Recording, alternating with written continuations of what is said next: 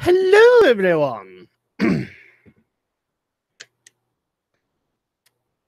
just getting things started here.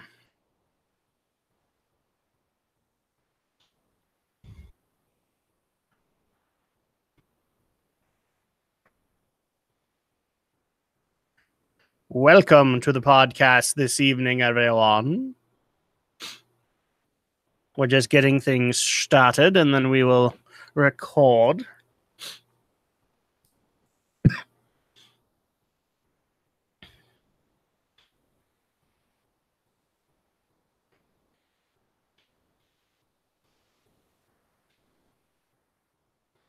Of course, you can join the discussion on Discord.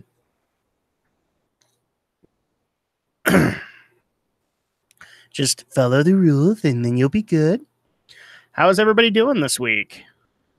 It's been a busy week for me, so I'll just be honest on that one, but I wish it was over. My weekend is going to be even busier. So welcome to the podcast. While we wait for people to get in here, let's see. Let's go over the stories that we will be covering tonight. Our top story for the tech portion is actually going to be an update on Twin Galaxies. This is a story that's been updated on recently, but it looks like big old Billy Mitchell is in the news again, and he is going to be suing YouTuber Apollo Legend for... And the sad thing is like we don't necessarily know what he's being sued for. We know that there's something involving wiretapping and a bunch of stuff like that. So we're going to get into that. And then everything is just pretty much silly from there, although we will be taking on some like an interesting story or two, but it's going to be, we're going to devolve into the silly this evening. I think we're going to have some fun with that. And of course, before we get things started, or at least while we're waiting for people to get in here, as soon as Alex gets in here, then we will go over the stories that almost made the agenda, but you'll find out why they didn't very soon. And of course, you can join us either on the live chat or you can join us in our Discord group and just join us in the GNRO live chat group in there. Those are the ones that I'm watching. So if you want to convey your opinions, that's the way to do it. Let's see here. We actually have quite a number of stories that didn't make it this week, but unfortunately, there just isn't a whole lot anchoring them. So we'll probably bring them up before we get into the podcast, but the rest is just like, oh my gosh, really?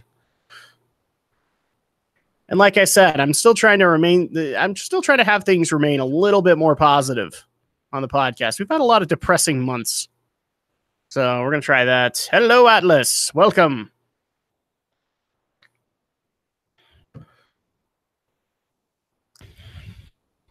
Like I said, we're going to try and go the more upbeat route because I've noticed that over the last few months, it's been so easy to go down the depressing route and make fun of the Prozac budget and all that. But I do know that you guys like it when we cover more happier stories when we are able to do so. So that's at least the plan. There we go.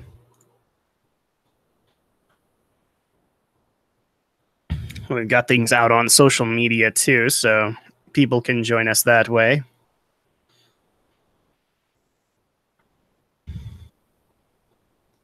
Somebody actually did ask, so why don't you actually, like, since you're consistently getting on at like 7:30 for the podcast, why don't you just put on the thing at 7:30? Because I can't guarantee that. I babysit. So at that point, if the baby is not giving me an easy time of things, then I start at 7:50 kind of thing. But when I can't actually make a 7:30 thing work, that's great. But just to be safe, I give you guys the start time. Just in case crap hits the fan. And, you know, parenthood kind of guarantees that crap will hit the fan on occasion. Let's see. And do we have anything brand spanking new that we can talk about while people get here? I do actually have a list of stuff that didn't make the agenda. But I want to see, like... Oh, somebody actually did ask. So is there going to be a review on Sea of Thieves? No, there's not. I'm a little backed up on the reviews right now. In fact, I still need to get a couple of tries out to you, but no, I have not been interested enough in Sea of Thieves, guys, that I want to review it. So if you want a review, I'm sure there's going to be a dozen other outlets. I think I've already seen Angry Joe is covering it. So that's a way to be able to do it. But the trailers, while they've looked fun, it hasn't been engaging enough to get me to want to pick it up. Like, at least with Monster Hunter, I'd had, tons of people going, oh, I love Monster Hunter, and it's the greatest thing ever, and this is my crack, and all that. And so at that point, it's like, oh, okay, well, then I'll jump on the first console entry, because I'm not really interested in playing it on handhelds. That's where I had interest. Sea of Thieves, I've seen, 3 or 4 trailers now, and each time while it has some fun elements, overall, I'm just kind of walking out of it going, eh.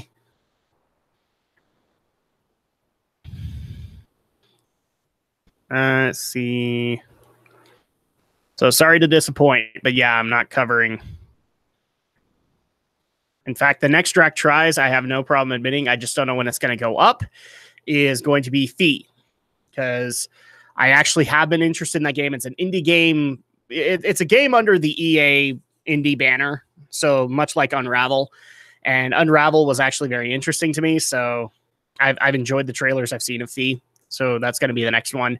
And you'll all be happy to know that there's been some additions to the review list. It was pretty sparse up until a while ago, and then a few of you kind of reached out and said, can you at least consider reviewing this game? So that's happening. Let's see. Yeah, there's lots of Sea of Thieves stuff out there right now. Ni no Kuni 2.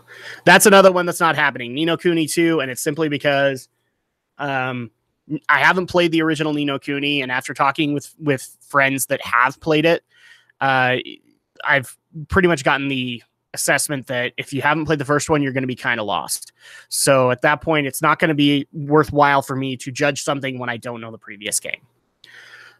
So at some point, I've got Ni no Kuni on my list. I just need to get to it. Let's see.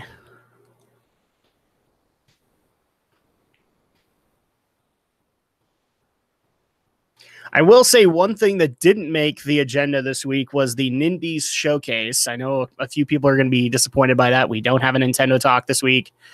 And it's simply because the Nindies Showcase, while it was cool, there wasn't a whole lot to take away from it, aside, like, especially on my end. Yeah, sure, a few of those games look really, really cool. I especially like that Mark of the Ninja is getting remastered for the Switch, just because I haven't played Mark of the Ninja, but the rest is just like, I don't know. And I've looked at a few trailers so far, and Mark of the Ninja is one that I've wanted to play for a while, and this is just going to be an excuse for me to pick it up.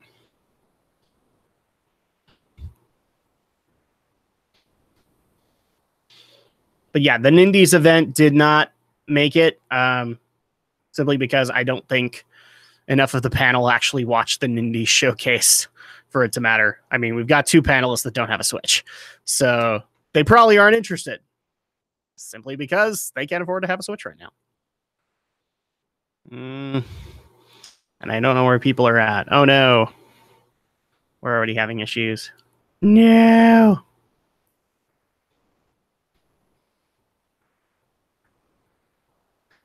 Let's see.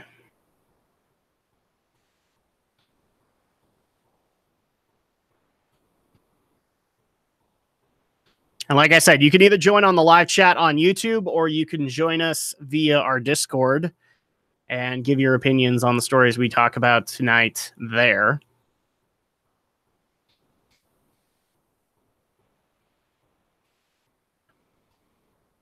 Oh, this one I actually hadn't seen. Zone of the Enders 2 remaster has been delayed. That sucks.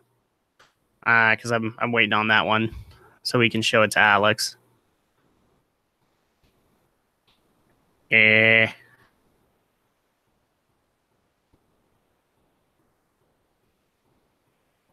this has just been a slow week. There he is. Hey. Alex-sama. Adam-sama. Oh. Detective Pikachu has question for you. Does he now? Do you like coffee? Do I like coffee? Do you? Eh, it's okay. Then you will give me all your coffee. Apparently that's the thing in Detective Pikachu. He apparently likes coffee. Okay. And Makes I'm going sense. And I'm calling foul. I'm calling bullshit because they should remain consistent with the anime and have all Pikachus like ketchup. Just because the lure of that red bottle always drives them closer. So yeah, now that you're here, let's actually start talking about the stories that didn't make the agenda. So I already kind of spoiled this right off the bat while we wait for people. The Nindy Showcase did not make it. We do not have a Nintendo Talk tonight. And the main reason being is that I don't think enough people saw enough trailers to talk about the Nindy Showcase. I've seen a few. And I do like the Mark of the Ninja remaster just coming to the Switch, but that was pretty much it. Well, that and it's not No More Heroes 3s. It's being called Travis Strikes Again, and it's considered like an indie title. So I'm interested in that just because I've played the 2 No More Heroes titles. What about you, Alex? no, I don't watch game trailers. Why not? Well, game trailers and anime trailers, they have two. By the way, why are you watching a defunct website? What? Game trailers doesn't exist anymore. Oh. No. Well, their YouTube channel. I mean, yeah, there's a YouTube channel still around. Yeah, there's no GameTrailers.com anymore. Yeah. Which really unless it's a trailer that for a game that's already out, but I don't watch pre-release trailers of games or anime because they seldom represent the final product. Okay. Well, that's a justifiable reason. So another thing that didn't make the agenda is we had YouTube news this week, and the only reason that I didn't do it is because all of them basically ring in like other stories we've had, which is, oh, YouTube, you keep doing silly, nasty things. So apparently there's more YouTube Kids drama if you use the YouTube Kids app. Now, first of all, first thing you had to worry about was your kids getting access to softcore porn.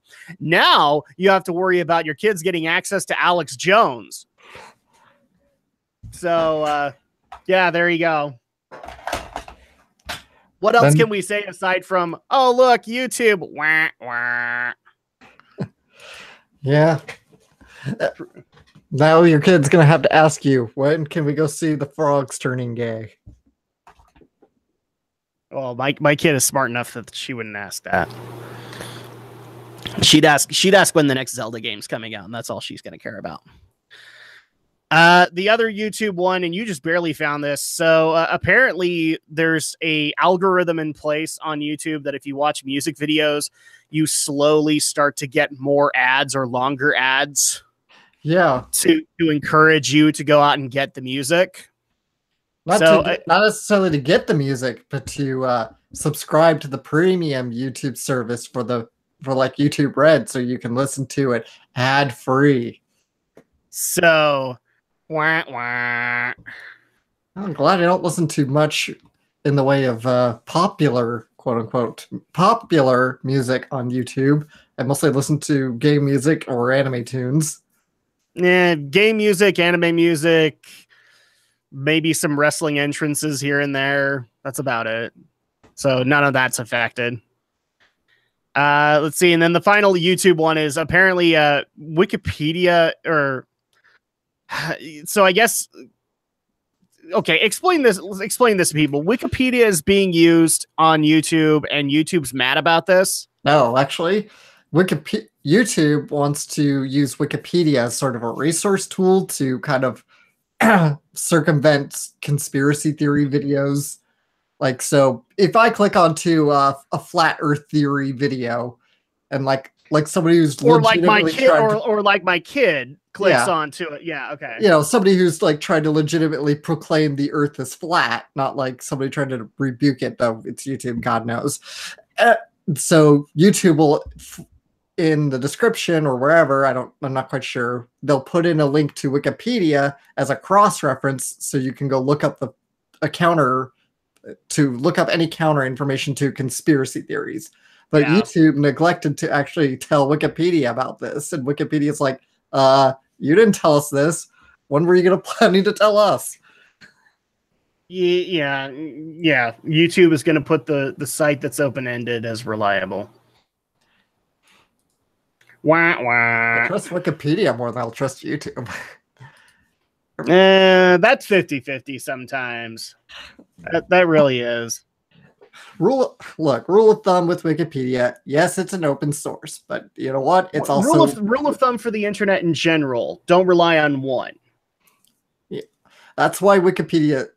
Well, this is a good thing about Wikipedia, because Wikipedia does require inline citations, so you can click on any of these little, you've looked at a Wikipedia article, you'll notice the little brackets with numbers. So click on the citation, it'll take you to the footnotes, which has all the references you need. So you can do the deep dives as you need. Yeah. Let's see. Next story that we have also is this one didn't make the agenda, and for good reason, because it's our buddy Logan Paul once again in the news. Apparently he's decided to flock over to Twitch, and before he's even streamed anything on Twitch, he already has what is it, 2 million subscribers? Something like that, yeah. So it's obvious the Loganites joined him, and so he's your problem now, Twitch. Yep. Oh crap, he's our problem now. It's everybody's problem. Pretty much. So yeah, I don't think there's too much to get into on this one. It's stupid. Although it's to be expected. Like if let's just say, for the sake of argument, PewDiePie didn't have a Twitch channel and he decided to migrate, this would happen. I'm not saying like every single subscriber would move over. There'd be diehard people that would stay on YouTube, but you could guarantee like PewDiePie would probably start at what, minimum 5 million. Probably, yeah. Yeah, just moving over, getting Twitch accounts just to support their, God. So at that point, like, this is not surprising to me, and he hasn't streamed a damn thing, so yay! It works, I guess. Great Scott. No, that reference does not deserve this. The other one, or another one that made didn't make the agenda, was the breaking trailer that just barely came out on Power Rangers Shattered Grid. So if you guys haven't actually seen the live action trailer, they actually brought in Jason David Frank to play the comic book character Lord Drakon. So if you don't know who Drakon is, he's basically an alternate dimension Tommy that always stayed the evil Green Ranger, and in fact overthrew Rita, Zed, and everybody that came across his path. So like he's the one that you've been seeing a lot in imagery. Like he's got this weird costume that merges both the White Ranger as well as the Green Ranger. So they actually brought Jason David Frank in to play him for the live trailer. I believe it's for the comic. So the comic's getting ready to do an event called Shattered Grid, which is just basically where Lord Drakon says, F it, I'm attacking the morphing grid itself. And therefore there will be no more Power Rangers. So yay, that dropped. And I've actually watched it. It's pretty cool. It's pretty cool. I especially love seeing like all of these various series being used as like, they're used kind of like memory bubbles, but it's more like, having the front viewer on a Star Trek ship kind of thing, of like being able to see all of these realities, and it's got in space, RPM, all of these together. And then the last one is actually from not the Green No More from Zed, but it was when it's Green Candle Part 2, where where Tommy loses his powers, and so you get to see evil Tommy looking at good Tommy losing his powers, and then we get to have the big moment of apparently Lord Drakon readying his armies to attack the morphing grid. Right. That's pretty cool. I would actually recommend you guys check it out. I don't know if this actually means that Shattered Grid is going to get a live action one. I'm not sure on this one because the description kind of says it's just advertising Shattered Grid. Yeah, and I don't know if the comic's out. It's just a fan film, really. Yeah. Another one that didn't make it was apparently the creator of Hong Kong 97 is being haunted by Hong Kong 97. And I love one piece from this article. I love this one quote from him. My goal was to make the worst game possible. Well, he's honest. Well, you succeeded. And now I guess he's kind of mad that it's reached like niche status online. Like it's a cult classic now. People want to play Hong Kong 97. And yeah, so I guess he's officially pissed off. Is he pissed off? Didn't sound like it. The article gives it gives an interesting perspective. Like some of it's depressing for him. Let's see. I had an interest in what would unfold in 1997, and there was a sense of anticipation, but also anxiety. China seemed still like a world of savages. I thought, what would happen if the two intermingled? The game turned out that way because that was all the time we had. What you see represents 1/10 of what I had intended to do. There was no time. We didn't have money. We didn't have permission. We just sort of took a slapdash approach to giving it a Hong Kong-esque style, and that's the result. Yeah, I guess he's more regretful he couldn't have made a better product.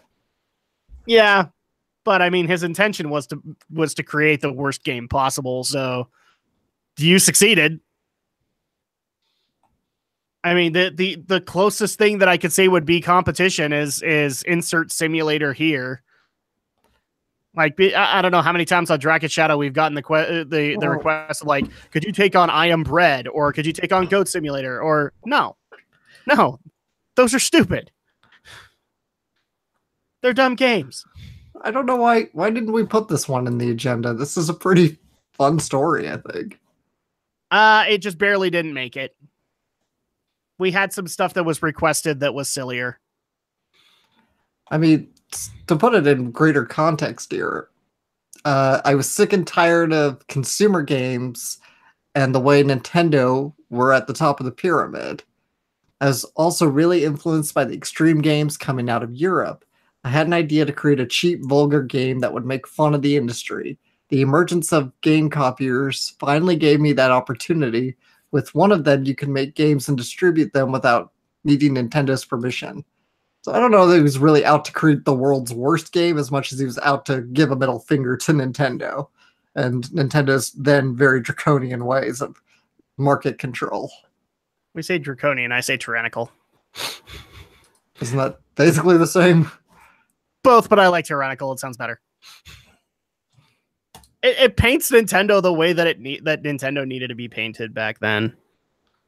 Because they were tyrants in the gaming industry. They really were. And no, not the Capcom type of tyrant people. Although I guess that would be kind of right. They have come back from the dead before. Yeah. If you think about it. And like I said, our top story for the tech portion is going to be a Twin Galaxies update, because we've had some additional information, some of which I wasn't able to actually track down. And that is that Billy Mitchell has decided to sue YouTuber Apollo Legend for coming out to a public event to see Billy Mitchell game after Billy encouraged him to do so. And he came with a wire. And so that's the weirdest part about this, is we don't know if Billy is suing him just because he came out. Because we have an article to be able to go with, but it's horribly biased in the fact that it's written by somebody who, likes to clearly likes to unzip Billy Mitchell's pants and just go nuts. Literally, he goes nuts. Yeah. So at that point, it's not really all that reliable because it's very painted. And the only other thing that we have is a YouTube video by Tipster, who is also following the situation. In fact, we linked one of his videos when we covered Twin Galaxies before, basically saying that, yeah, he's being sued. We don't know what necessarily for. Well, it sounds like he's being sued for quote unquote unlawfully recording and I think trespassing. Based again, a lot of it's based on the and the trespassing is where there's issues because it was a public event. Yeah. And there's evidence saying it was a public event. Yeah, the trespassing and he quote, was I think, invited, mostly comes so- from the stupid article that No. Not only that, with additional information that Tipster has given us, he was invited. So Yeah, he was trespassing. He was trespassing at a public event he was invited for. yes. And if he wasn't invited, guys, do you really like? We have pictures of him. He dressed up as freaking Billy Mitchell. He dressed up as Billy Mitchell. Do you think that would actually fly? Like, do you think he would have done that if he wasn't invited? No, he would have just come. Kind of thing. Or heaven forbid, he would have stayed home and said, "Billy, you can continue to try to prove this." So we've got that. We've also got a couple of other awesome stories. Some people wanted us to talk about the Tomb Raider remaster that's not happening. We have a really fun story about the true origins of Sonic the Hedgehog. Yeah. Don't spoil.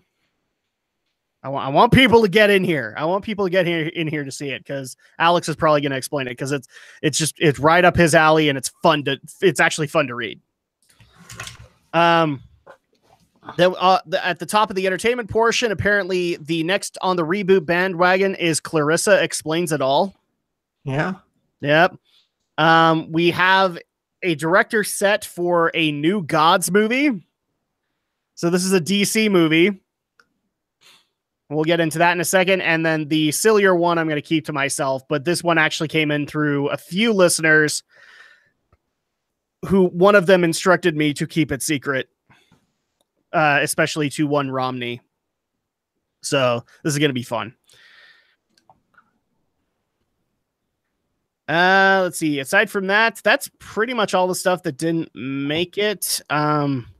We also did have one from a Black Panther writer who thinks Iron Man wouldn't work today. And I don't know if I agree, but I don't agree either.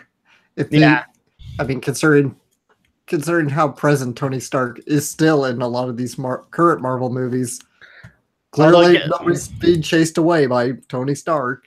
Although get ready for the hammer to drop because I actually do agree with both Robert and Chris that Infinity War is going to be their last one. Yeah, it doesn't surprise me. They're going to move on. Well, they'll move on, and I think Marvel wants them to move on because they can't pay him anymore. Yeah. The only thing that's now disappointing me is that Infinity War was supposed to hint at Captain Marvel. It's not going to do that anymore. So that sucks because I wanted that hint to Captain Marvel. Oh, and this actually just barely dropped. Romney just barely put it up, but it's a trailer. So we have our first trailer for Cobra Kai. It's funny because we were just barely talking about this last weekend when we were recording some stuff. So Cobra Kai is basically a fan film that's supposed to be the actual Karate Kid 4. So it's following I can't remember the actual kid's name, but the kid who Daniel LaRusso faced in Karate Kid 1 as he tries to recreate the Cobra Kai, but as a more ethical group. And also will have Ralph Macchio guest starring as Daniel LaRusso. So this is it's somewhat interesting as far as I'm concerned. Although I have heard that there's some doubts on the film's production as of late, but it's like a Netflix movie, isn't it? I thought it was YouTube. I thought it was a YouTube movie. I think it's a bit up there than YouTube. I can't remember who specifically has it, but I mean, you could be right. It could be a Netflix movie. I wouldn't necessarily put that behind it. Character's name was Johnny Lawrence. Johnny Lawrence. Okay. Let me take a look. Cobra Kai 2018. Oh, and actually, let me go ahead and advertise this before people get in here, and people are running late. Holy crap.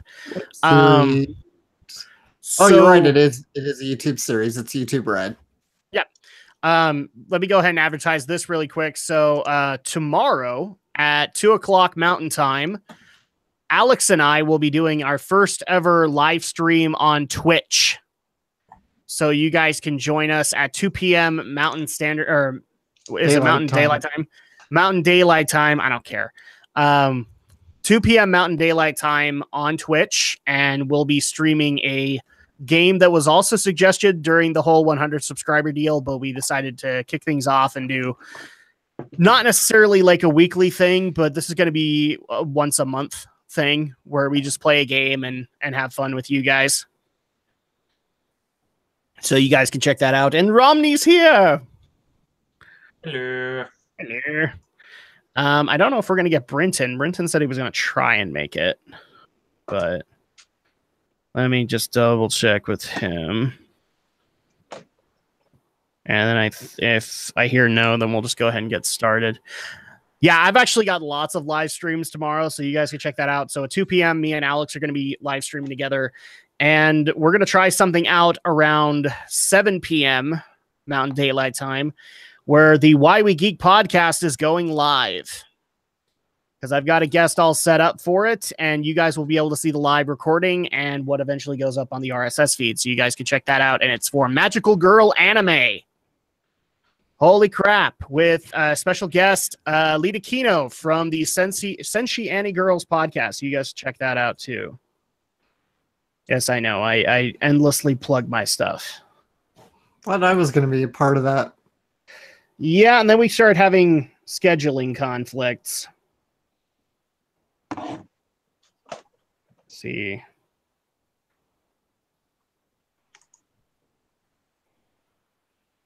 You were part of it. It's just we started having endless scheduling conflicts. So I decided to narrow things down and also just put it up on YouTube live so that we don't have to worry about audio.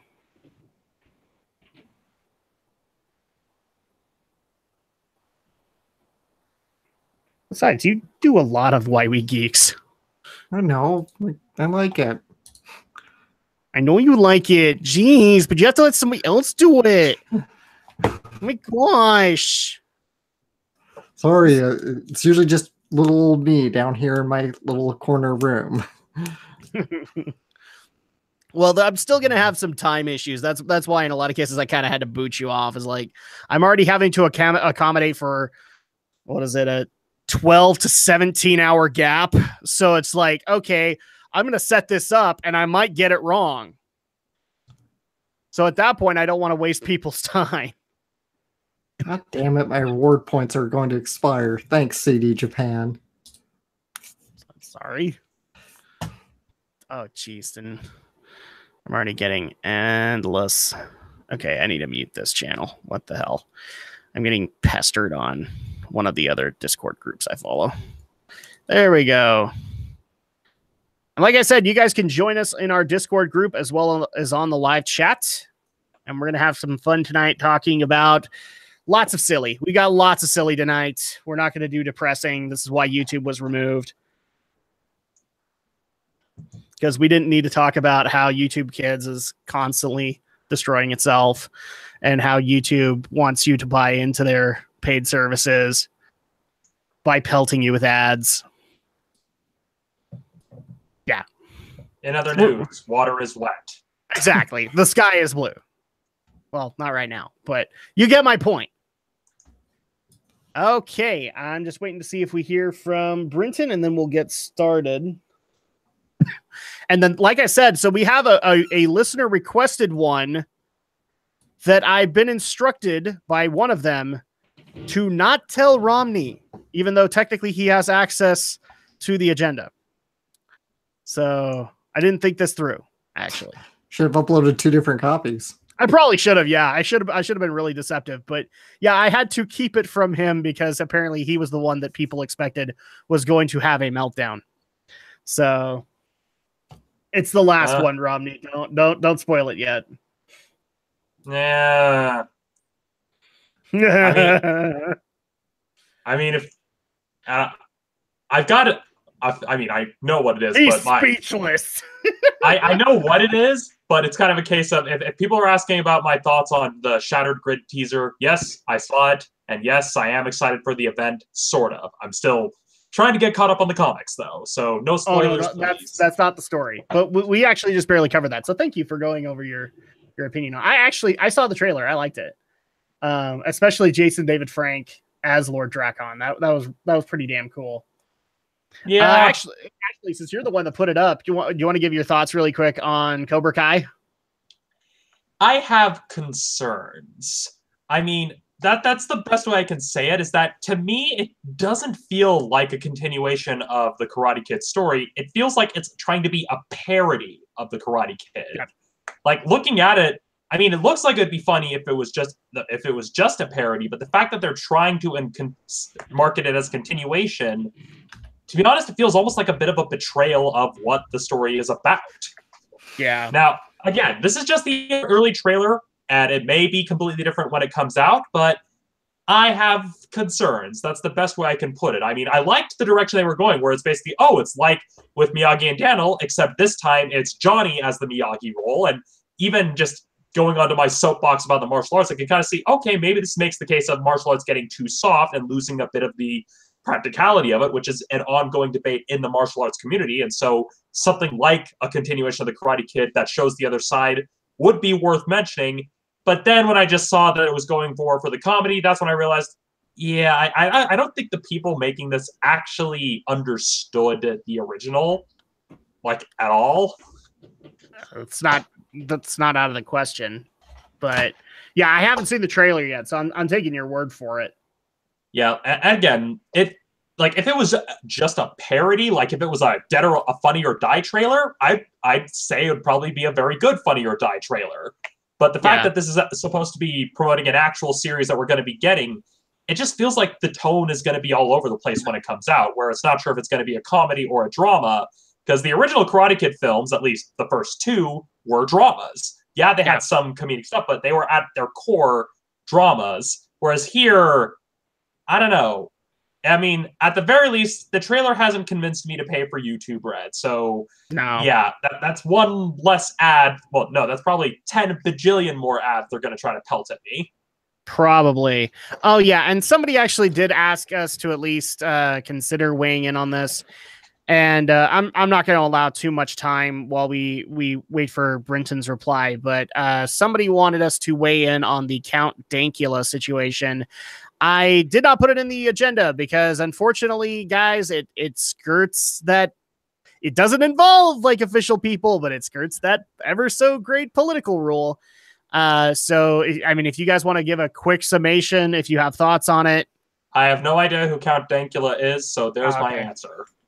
Apparently, well, he was convicted of gross offense because he, on a YouTube video, taught his girlfriend's pug how to do a sea Kyle. And he did it simply to show that his girlfriend's pug wasn't cute every single moment of the day, and therefore has been charged and now convicted of gross offense. This is not in the US, by the way. This is in Scotland. Well, there's your answer. It's in Scotland. So as the legal analyst, I have no real comment because I don't know about Scotland's legal system.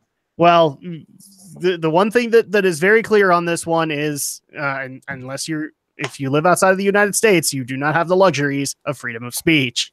Mm-hmm. So, and this is another one of those. Yeah, that sucks. Like my viewpoint on it, I've been seeing it covered here and there. It sucks, but at the same time, like, if this was in the States, this would be a whole other thing, but it's not. It's in Scotland, and the guy's fucked. That's the only thing I know how to say. Could be worse. You could be in Sweden, because in Sweden, it's a lot worse. Yeah, it really is a lot worse. Alex, do you have anything to add on that one? It's fucking terrible and scary that you making a joke video about your dog saying Heil Hitler can land you in hot water like that. But context is king. Context is king. He's not actually saying, he's not promoting the mass. He's not promoting Nazism. He's not promoting genocide. He's just joking around with his girlfriend's dog. Yeah, Good exactly. God. And this is actually the result of I think it's a 2 or 3 year lawsuit. So like the video came out way back when. Yeah, like 2016. Yeah, and so this is now officially getting it, and he's been convicted, but he hasn't been sentenced yet. So the thing that blows my mind on this is for doing this, he faces a possible jail sentence. That's scary, guys. That really is. Yeah. Again, it's one of those things that we tend to take for granted, but the United States is one of the few countries where the freedom of speech is codified into law. Yeah. And the other big difference is that while most other countries operate under the Roman system of law, where burden of proof is on the accused, here in the United States, we put burden of proof on the accusers. So, yeah, say what you will about the flaws of our legal system. It's a hell of a lot better than what you get in places like Scotland, Italy, Sweden, and that's not even going into the Middle East, but even the countries that are on quote unquote our side have pretty fucked up legal systems. Yeah. And I could already see some commentary in the chat and like saying it was a dumbass move and everything like that. Okay. I agree with you in that regard, but I'm an advocate of free speech, he has a right to make an ass of himself. Okay. That's just the way it goes. And especially on YouTube, where, I don't know, 85% of all videos is basically dudes making asses of themselves, myself included. You know, it's one of those things where it sucks. Yeah. But, you know, I'd still defend this guy's right to be able to make that. And then I also exercise my right to show my expression and say, well, I'm not going to watch this or anything else you put up. That's the way to handle things. Yep. To quote Candide, I may not like what you say, but I will defend to the death your right to say it. Exactly. Well, I haven't heard anything from Romney, not from Romney, from Brenton. We're just going to go ahead and go on without him because we need to get this podcast started. Otherwise, we're going to be going super, super late. So let me know when you guys are good to go. Sound speed. And let's have some fun with the silliness here. Is this working? Yeah, there we go. All right. 3, 2, 1. Okay. Let me get everything back up and running. Apparently, I disgusted Alex so much that he was about to hurl. Sorry. There we go. What happens when I eat before these? Exactly. Welcome, everybody, to another episode of Geek News, Reviews, and Opinions, the podcast where we talk about the week's events in Geek for Friday night, March 23rd, 2018. I am your host, Adam Mickelson, aka Drac. I hope everybody's had an awesome week so far. For us, it's just wrapping up, and even though my weekend is going to be incredibly busy, we can at least look forward to a couple of free days, at least hopefully, if work schedules actually allow. And of course, I'm not alone. I'm being joined by my usual panel of fellow geeks, fellow YouTubers. Yeah, that's a word. YouTubers, fellow awesome guys in general. And if you guys aren't following their content or their channels, you should be, damn it. And we're going to start things off with the Shadow Blazer himself, who has decided out of the goodness of his heart to step out of the wonderful embrace of his Black Rose poster, which should be something else by now. Why on earth have you not changed that yet? Alex, how you doing? I told you it's a hassle to take posters down. You got to get tape and pins and all sorts of stuff. But other than I'm buying you some command strips. Then do so. Okay. And when you do, we'll talk. But in the meantime, yes, I'm doing pretty well. It's been a good week overall. I've got a couple projects now in the pipeline, which I'm feeling good about. Already got some of the resources gathered. Probably early tomorrow before you and I go live, I'll try and get a little on-camera work done so I can have all my resources ready to get editing done ASAP. Which is funny because we're also we've actually been hard at work working on some actual on-camera work for various other channels. So you guys can look forward to that very soon. And also we are being joined by Stephen Romney of Studio Ghost Utah of From the Shelf, Romney's Reviews, or not Romney's Reviews anymore. Damn it. I knew I was going to slip up one of these times. From the Shelf, Monster Clash, now Martial March, and also Rhapsody in Cinema. Stephen Romney, how you doing? Doing pretty good. It's been an okay week. I mean, there's still the case of adjusting to having to get up at 5:30 in the morning, but other than that, not too much to complain about. Hopefully, I'm getting Martial March back on track so that at the very least, I'll have enough uploads for the whole next week to close out the month. Yay! That's always a good thing to hear because I do know that some people are enjoying Martial March, so you guys can appreciate at least a couple of more movies coming your way to wrap up the month. Mm-hmm. And of course, we do have some events of the week to actually get into, so let's go ahead and bounce right into our top story of the evening in the tech portion of the evening. And it is an update on a story that we covered about, I want to say, a month or so ago when we talked about the Twin Galaxies not scandal, not controversy, just basically how Todd Rogers' scores have been removed and now Billy Mitchell is under the spotlight of scrutiny. Well, it gets a little bit worse as we have an update for that. So YouTuber Apollo Legend, who we actually quoted because a lot of our evidence came from his YouTube video, because he had an amazing YouTube video which came with full-on citations of everything that he was actually trying to showcase to everybody. And, well, he's now officially in trouble, as it looks like Billy Mitchell, and this has been confirmed now, is suing Apollo Legend for defamation and for wiretapping. That's the weird charge here. So, first of all, defamation, obviously because of the YouTube video and all of the things that he said. And from what I understand, they've actually had words before the infamous event that we're about to talk about, and that's where a lot of the defamation stuff comes into effect. But the actual suing comes from the fact that Apollo Legend was offered to, or was given an invite to come to an event with Billy Mitchell there, and he was actually going to be playing Donkey Kong at this event.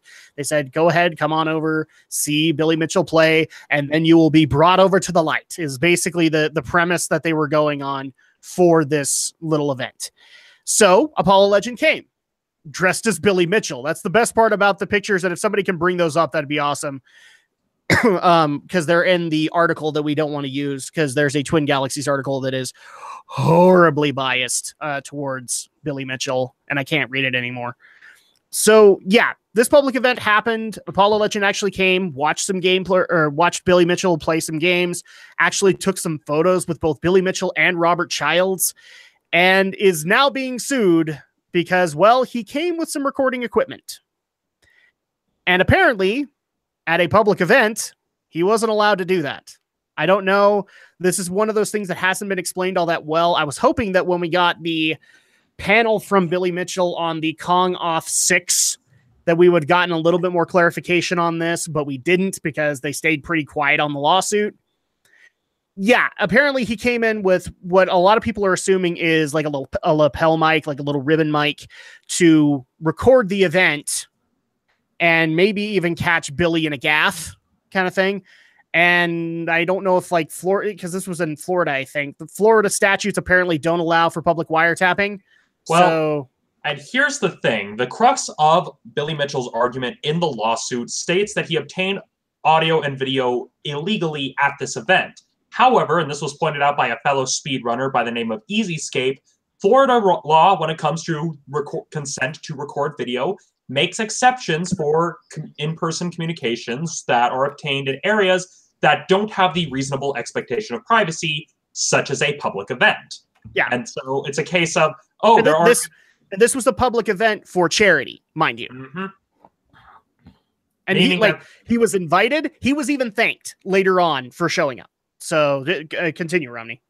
Yes. And so in this case, that part of the lawsuit argument may not hold a lot of water in Florida courts because, again, there is no reasonable expectation of privacy at a public event. Because if it's a public event in a public place, such as a meet and greet at an arcade, you can't really, unless you can get everyone in the entire building and within a good 30-mile radius to sign a non-disclosed, non-release form, you don't really have a leg to stand on. Or at least under the impression, which is, again, hard in a public space and in a public event to say, like, they were all under the impression they were not going to be recorded. Well, of course they were going to be recorded. If it's a public event, then there's going to be 5 o'clock news there. There's going to be people there.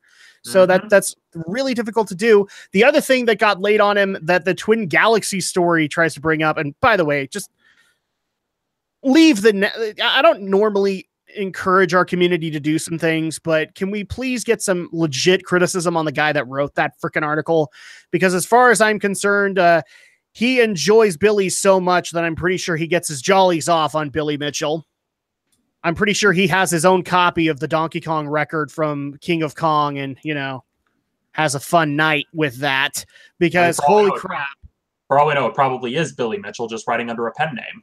It could be that too, because I can't think of anybody else who strokes their ego more than Billy Mitchell. And before people start bringing up a certain person on Twitter, no, I think Billy's worse.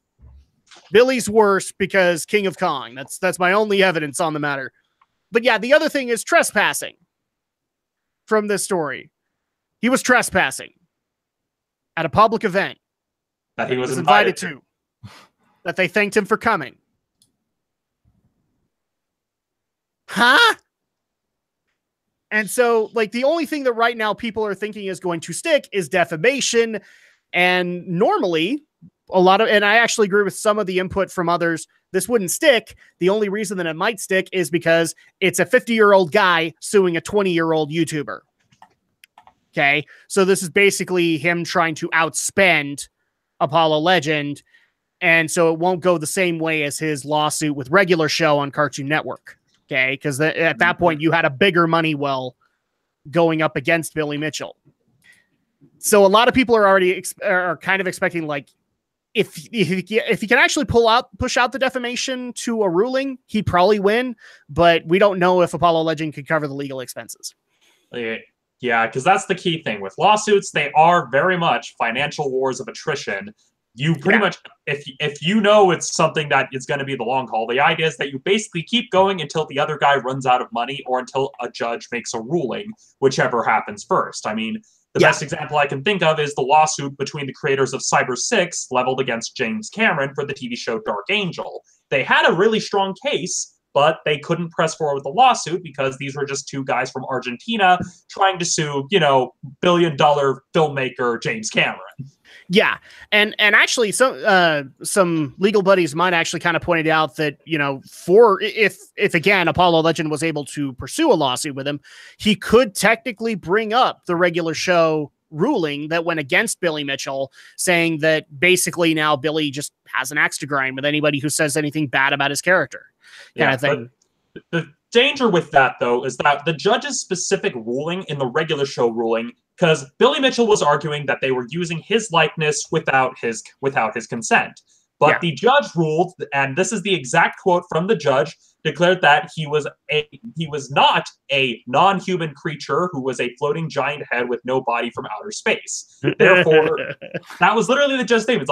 Is that he declared that Billy Mitchell was not a non-human creature, a giant floating head with no body from outer space. Ergo, he had no grounding to stand on because it looked kind of similar, but Billy Mitchell is a regular person, not a giant floating head with no body from outer space. See, you guys don't realize the amount of work that goes into getting Romney to actually say this stuff in his legal voice. But man, when you get him to do it, satisfying, just absolutely satisfying. But that's the point there. So citing that as precedent may not actually work in the case of the Apollo Justice lawsuit because his videos are talking about Billy Mitchell, the person. And that's the distinction here. He met Apollo Legend, people. He met Apollo Legend. I know I'm going to get somebody just going, Apollo Justice is being sued.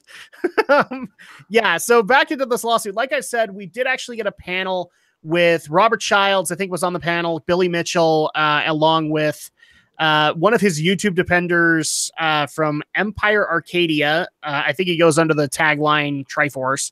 They all went there to basically try to explain to people, if people want to know the results of it, just that Billy's inept when it comes to anything other than playing the actual game itself. He relies more on people to help him set things up. He doesn't really deal with the boards themselves or has his own arcade machine, kind of to try and dissuade people from the whole MAME theory. I don't necessarily think it's going to do a whole lot with it, but they, again, on the panel, they did address the lawsuit and the fact that they couldn't really talk about it, although that's not stopped Robert Childs from bragging about it. So, that's the way it's going to go. So thoughts and opinions on this one. It's basically Billy Mitchell attacking little defenseless YouTuber. There's no such thing as a character assassination when it comes to Billy Mitchell. He does it for you. He does it for you himself. Yeah, it's a better way to put it is that there is no character assassination because there is no character to assassinate. It's a zombie at this point. Yeah. Honestly, the way I see it, this is Billy Mitchell struggling to stay relevant in a world where everyone's more or less moved on. Not even just in the case of, people have moved on from Donkey Kong. It's more a case of he's just become less and less relevant. His score in Donkey Kong has been surpassed by numerous other people at this point. In fact, one thing that you could actually say, I don't know if you actually saw this story, but Wes Copeland, I think is his name. One of the guys who's actually more recently on the Donkey Kong board actually came out in Billy Mitchell's favor and put out a $1,000 bounty for people to be able to prove the accuracy of Billy's videos, kind of thing. So, I mean, that's more relevant than Billy Mitchell is right now. I agree with you. It's just so he can stay in the public eye. Mm-hmm. It's very much. There's probably a bunch of celebrities that I could easily take a pot shot at with it, but it's the same case. It's like the celebrity who was on a show that was once really popular, but then they went crazy, and now they're trying to stay relevant in the public eye. I mean, insert any reality show from MTV from the early 2000s persona here. But that pretty much is what it is. He's hoping that the controversy will keep his name in the press and more or less keep people thinking and talking about him. But that doesn't always work. Just ask the guy behind Cool Cat. Yeah. Or, I mean, I don't want to piss people off. Is Macaulay Culkin still alive? Because I've heard he did some pretty crazy crap. Well, he's still alive, but it's very much he's doing art stuff. It's very much he knows he's crazy. He's just embracing the crazy at this point. I mean, I heard Shia LaBeouf's a better example than Macaulay Culkin at this point. Somebody actually said that like Culkin was challenging people to boxing matches. No, something like that. Or challenging them to something. I don't even know what for either. I think the Cool Cats guy was doing that, but not Macaulay Culkin. Uwe Boll did it, but that's Uwe Boll. Well, yeah, that's because Uwe Boll was challenging the film critics who badmouthed his movies specifically. Yeah. But yeah, as Alex said, Shia LaBeouf is a bit of a better example in terms of the type of attention he's trying to get. But even Shia LaBeouf at least tries to make a point with his various stunts, as muddled as they may be, or as meme-worthy as they may be. But that's the name of the game with fame, is people try to stay relevant, and some people sadly embrace the adage of even bad publicity is good publicity, which it's just no. I mean, I don't know if you actually saw his testimony after the regular show ruling. Billy was still happy because he got, this many months worth of press coverage. So at that point, like, he still walked away a victor.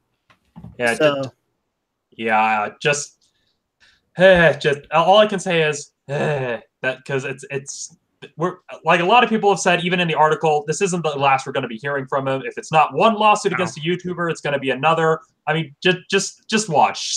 Something else is going to tell us. If it's not Apollo Legend, it's going to be Tipster. It's going to be Easy Escape. It's going to be the other people that questioned his scores. Yep. So and that's why the Twin Galaxies thing is so biased, because guess who's on the board of Twin Galaxies? Yeah, exactly. And the other thing that didn't help that board, or that panel, by the way, is Walter Day actually came out to speak in Billy's defense. And all he did was basically say, yeah, Billy's just kind of inept when it comes to games. He actually hurt Billy's case. I'm not kidding. The guy who talked next had to correct Walter Day. Okay, because the way that he painted Billy is like, I'm surprised he found the joystick on the arcade machine.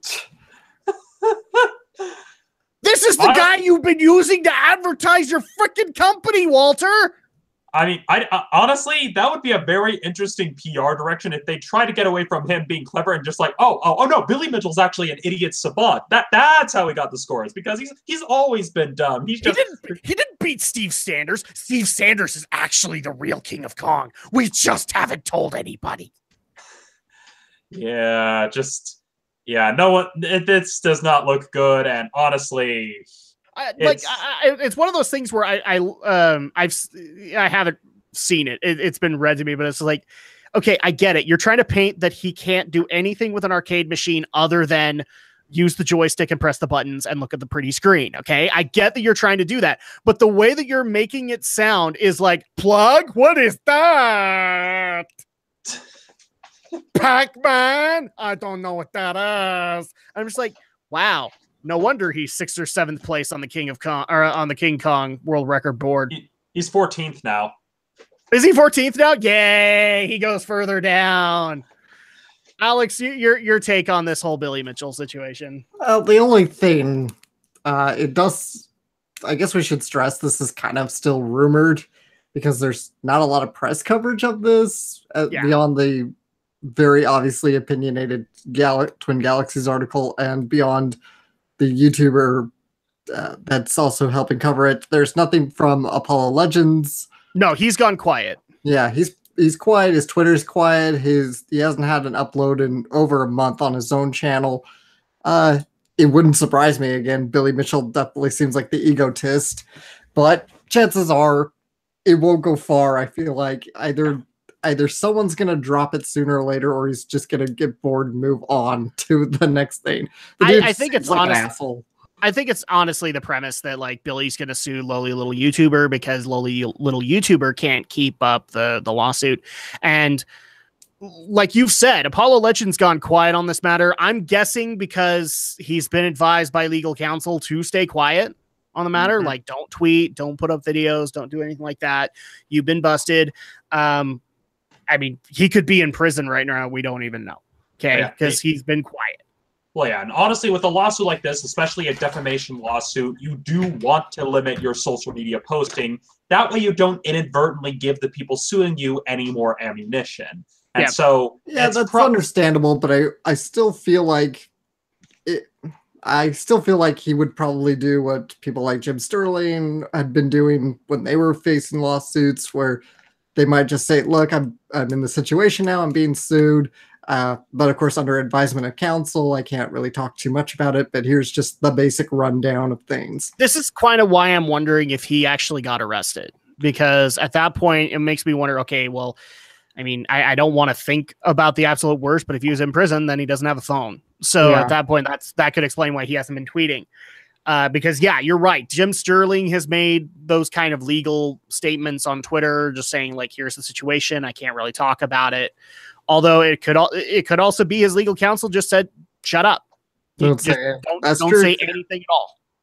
I know of at least one other case that's happened recently in pro wrestling, mind you, where the lawyer basically told him to do that. And that would be the Eric Arndt, aka Enzo Amore upcoming trial that's happening where he supposedly raped somebody.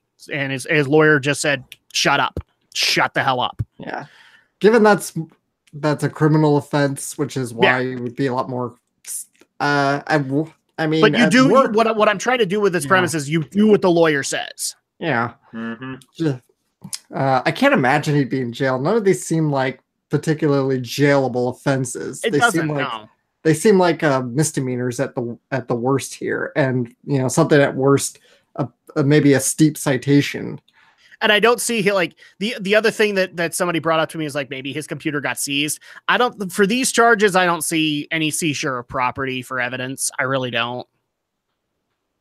That sounds dumb to me if they actually did that kind of thing, because this is civil dispute. If this was criminal, totally understand that at that point, but this is a civil dispute. Yeah, and nothing here screams that he's committed any felony offenses here. Not even the seizure.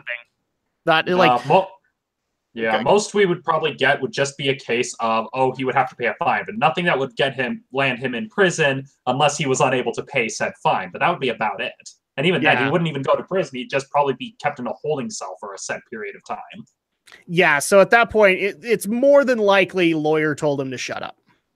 So that's probably the premise here. Although I do have a feeling that the further along we get, that he's probably gonna resurface. So that's gonna be a thing. But yeah, obviously our hearts go to Apollo Legend. Here's hoping that you can actually contend with this, because this is absolute bullshit. Again, more crap from Billy Mitchell that we just don't want to deal with. And I'm so sick and tired of this guy being in the headlines. Because like we kind of pointed out, the more you put him in the headlines, the more he technically wins in this argument. So there you go. So let's go ahead and follow our own example and move on to the next story. And that would be, I think we covered this. Somebody told us we did, and it was with the Spyro remastering. So if we did, then I apologize for not remembering. But yes, apparently it was actually going to happen that we were going to get HD remakes along with the Spyro remasterings that are going to happen supposedly later this year. We were going to get HD remakes of the first 3 PlayStation Tomb Raider games. So Tomb Raider 1, 2, and 3 were going to be remastered by Realtek VR. They had already worked out some deals to be able to get these out. They would be, I believe, PC only releases. So you'd be able to get them there, but they are no longer happening, as Realtek VR has put out a recent statement saying that they have to change direction with what they're trying to do with their company, and have shifted focus on more augmented reality games, on mobile projects, and more VR related projects on PC. And so that's basically what's cutting this off. But apparently they'd already worked out some stuff for the first 2 games already. That they had the engine and they had everything up and running, but now they've had to scrap the project because of what it sounds like is restructuring within Realtek VR. So sadly, this is not happening. And I know of a few people who are downright pissed off, because this would have been another great thing to announce along with the Shadow of the Tomb Raider trailer, along with the release of the movie. And this would have been a really great advertising hype for Shadow of the Tomb Raider, and it just isn't going to work out. So yeah, if you were looking forward to Tomb Raider 1, 2, and 3 being remastered for PC, it's not happening anymore. Thoughts on this one? Do we have any other Tomb Raider fans on the panel? Well, I wouldn't say it's 100% dead at this point. It's dead as far as this particular remaster / company trying to make said remaster goes. Yeah. But I don't think it's dead for Realtek. Yeah, I don't think we could entirely rule out a remaster in the not too distant future here from Square Enix after the release of their next big installment here. I don't know if I buy that just yet, because the way that Square Enix has kind of approached this is that the reboot is really all that matters to them. I'm not saying that you're wrong, but I mean, because Square Enix could technically do it. This would be a really great advertising hype to build to Shadow of the Tomb Raider. But the way that Square Enix is focused on this property, it's more that they're interested in advertising the reboot more than classic games. Then yeah, in that case, either after Shadow of the Tomb Raider, or that Square Enix gives it to one of their smaller divisions to work on as a side project in the meantime. And what I'm actually getting some information from the chat that we have both on Discord and YouTube. Apparently, they also didn't ask Sony Online Entertainment for permission. I think the SE I think they're referring to Square Enix, the company. Oh yeah, okay. So yeah, they didn't ask Square Enix for permission. That also could be possible, because right now Square Enix owns everything Eidos, doesn't it? Yep, they bought out Eidos, and Eidos was rebranded as Square Enix Europe. Yeah, so they own everything Eidos, everything Crystal Dynamics. So yeah, that could also be that Realtek didn't approach them. We were even given an article by the person in the Discord chat clarifying it. It's basically Tomb Raider remasters canceled because no one asked if they could make them. Okay, well then that also creates a bit of a problem. So we have the restructuring, plus you didn't ask for dang permission. This feels like the kind of thing that Guru Larry would probably cover on Fact Hunt, because I know he's covered things like that before, but I'm just like, is this the right story for this show? I mean, shouldn't we give it off to Larry Bundy? I hate to say it, but this is like news to me, because I'm like, the 3 articles that I read on the matter were all because of the restructuring. So at this point, like, they didn't ask Square Enix. Oh, okay. That sucks. This feels like that should be the first thing you do.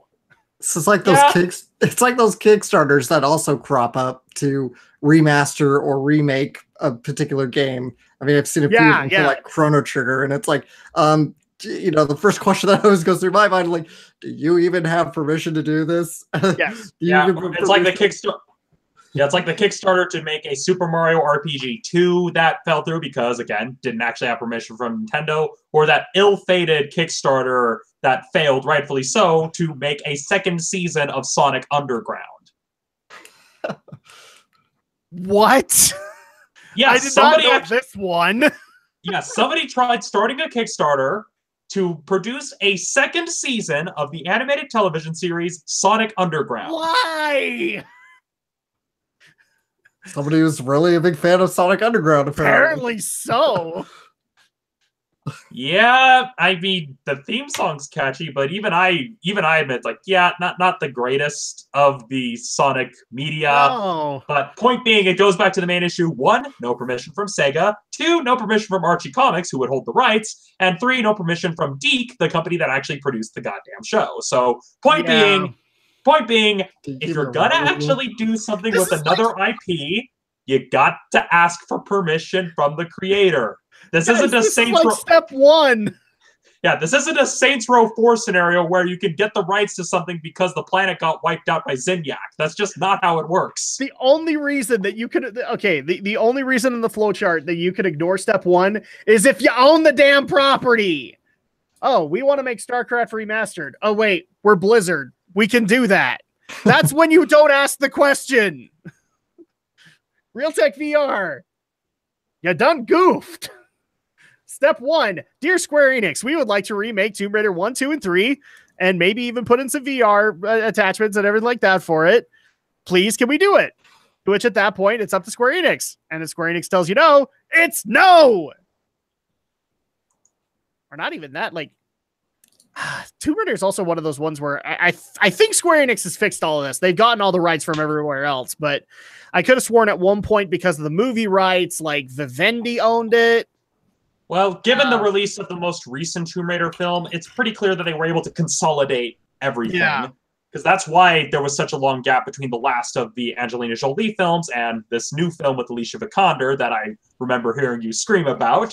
And that's why there was such a long gap. That was why there was such a long gap that they had to wait for the rights to lapse. So at this point, I think it's safe to say Square has managed to consolidate all the rights. Yeah, we haven't put this video up yet, but we actually do have a Draken Channel vlogs on Tomb Raider, and spoiler alert, I didn't like it. So there you go. But Alex, any final thoughts on this one? Aside from you done goofed. You done goofed. But most important thing of ever tried to make a media based on someone else's intellectual property. You get the rights first. Yes. Yeah, the only exception is if you either own the rights already or if it's in the public domain. Yes. Yeah. But even then, that's not always a guarantee. Case in point, Sherlock Holmes. The reason we never got Daigakuten Saiban was because the Doyle estate apparently doesn't understand how the public domain works in the United States. That's okay. A lot of people don't, apparently. So let's go ahead and move on into the next story, which actually is kind of interesting. I was able to catch the story, and I waited for Alex to actually catch it before I put it up because I didn't want to spoil it for him. But I was able to read it last night, and it's actually kind of a fun read, and I almost don't want to take it away from Alex. Yeah, I love origin stories like this, the weird stories behind popular video games or whatever, where stuff comes from. And the best part to preface this, we thought we knew everything about this origin story. Yeah. Apparently we didn't. Apparently. There's always weird secrets that come out, even 30 years later. So Alex, take it away. Okay, so we've all known the Sonic origin story as Sega was in the market. They wanted a new mascot character to kind of phase out Alex Kidd, something to really perpetuate their brand, to compete with Mario. And so therefore, the story has been that, okay, through the various drafting and concept phases, Mr. Needle Mouse, quote unquote, the working name, was born, and he went through a few various design phases before eventually becoming a hedgehog.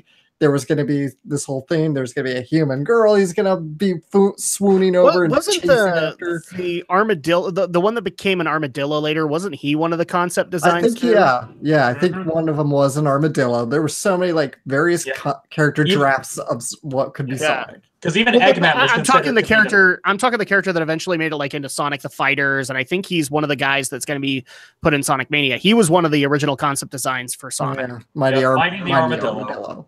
And even Eggman was initially in consideration as the main character as well. That's right, yeah, because he was supposed to be based on Teddy Roosevelt. So recently this bombshell dropped by Hirokazu Yasuhara, the former director from Sega Sonic the Hedgehog 3 and Knuckles, now working at Naughty Dog. Hope he's enjoying his time there. Is he really? Yeah, he's working at Naughty Dog. I missed that part. Oh my gosh. Yeah, and of course the original character designer and original game developer Naoto Oshima, they appeared at the Game Developers Conference this past Wednesday, back early this March. They said Sonic wasn't a hedgehog at all. He was originally imagined as a fighter pilot who earned the nickname Hedgehog for the way his hair stood up while flying his plane at daring speeds. Sonic gamers know and love was merely a fighter plane to call.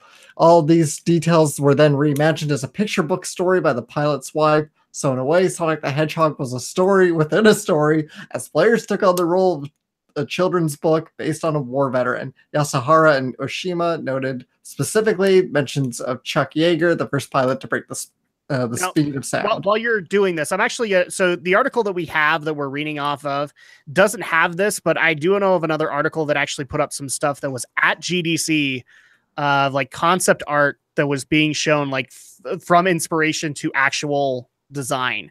And I believe you actually mentioned this. One of the things that actually got inspired from the pilot design was the actual emblem of Sonic the Hedgehog, because this was supposed to be the emblem on the back of the guy's jacket. So sorry. Go ahead, Alex. I just want to put this stuff up as we go. That's pretty much it. I've gone through the basics of the article here.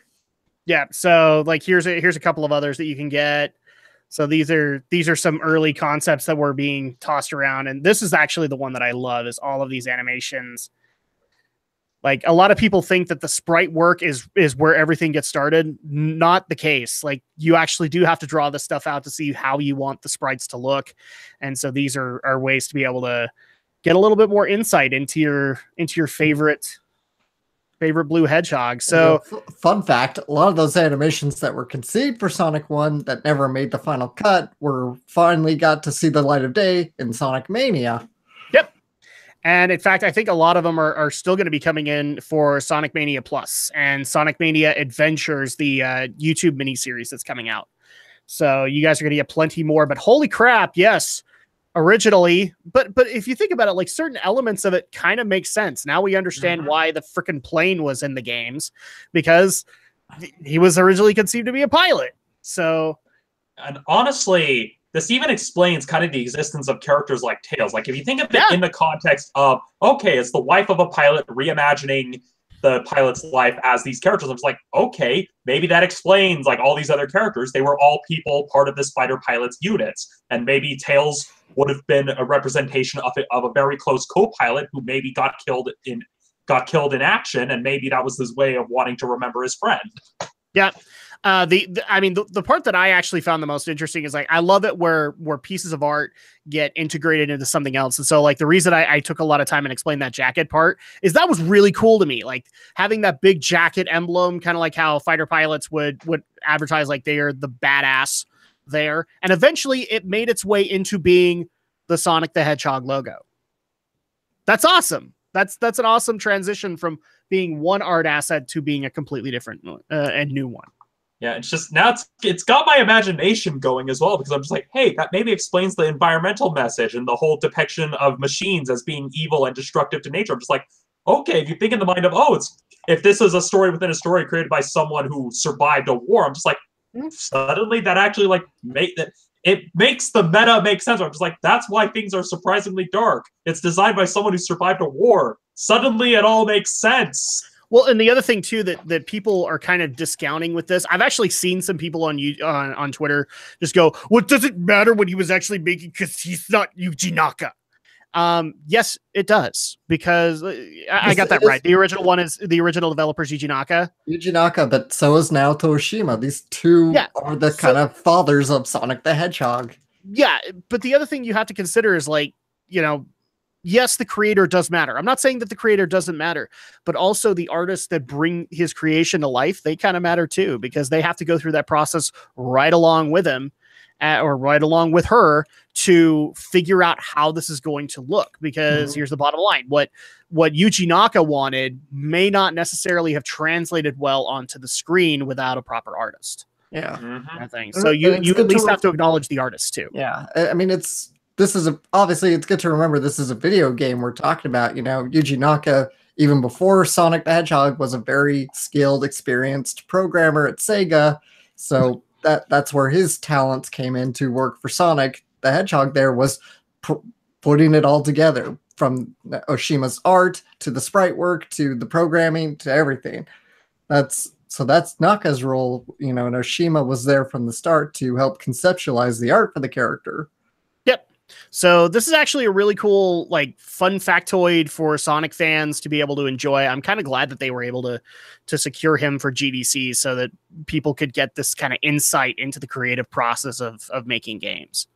Honestly, looking at this, if this becomes the premise of the Sonic the Hedgehog movie with like the live action CGI, I think I'm like, if this was used as the premise, I would see it. I mean, like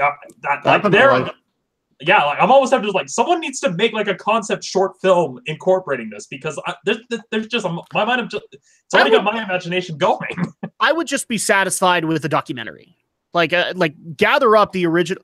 I don't know if it was actually called Sonic Team by that point because I think the official coining of Sonic Team was like Sonic 2. Yeah. But it would actually be really cool to get all of the original development team, which was small back in those days, get them all together and just share those stories. I love it when we can get this stuff happening in a documentary setting. And the only time we've been able to, especially recently, is with indie developers. So it would actually be really cool to like get the original Castlevania team together just to go over the art assets. You learn something new every stinking time. I would actually like to also get one from Donkey Kong to Super Mario Brothers. And just like, because you know that there's probably some good stories in there of Miyamoto sharing the wacky things that are going on in his head, and the artists are all just kind of looking at each other going, yeah. How on earth are we going to make this happen? Yeah, we get it. Well, you know, I remember quite a few years ago, Miyamoto and I can't remember what someone else kind of sharing some of the early graph paper designs they had for like World 1-1 of Mario Brothers, and it was like the whole world laid out on these large sheets of graph paper. It was so impressive to look at. Yeah, I think it was him and the coder for it because I think he was the one who kind of designed the overall flow of the world, and then you had to have a coder behind it.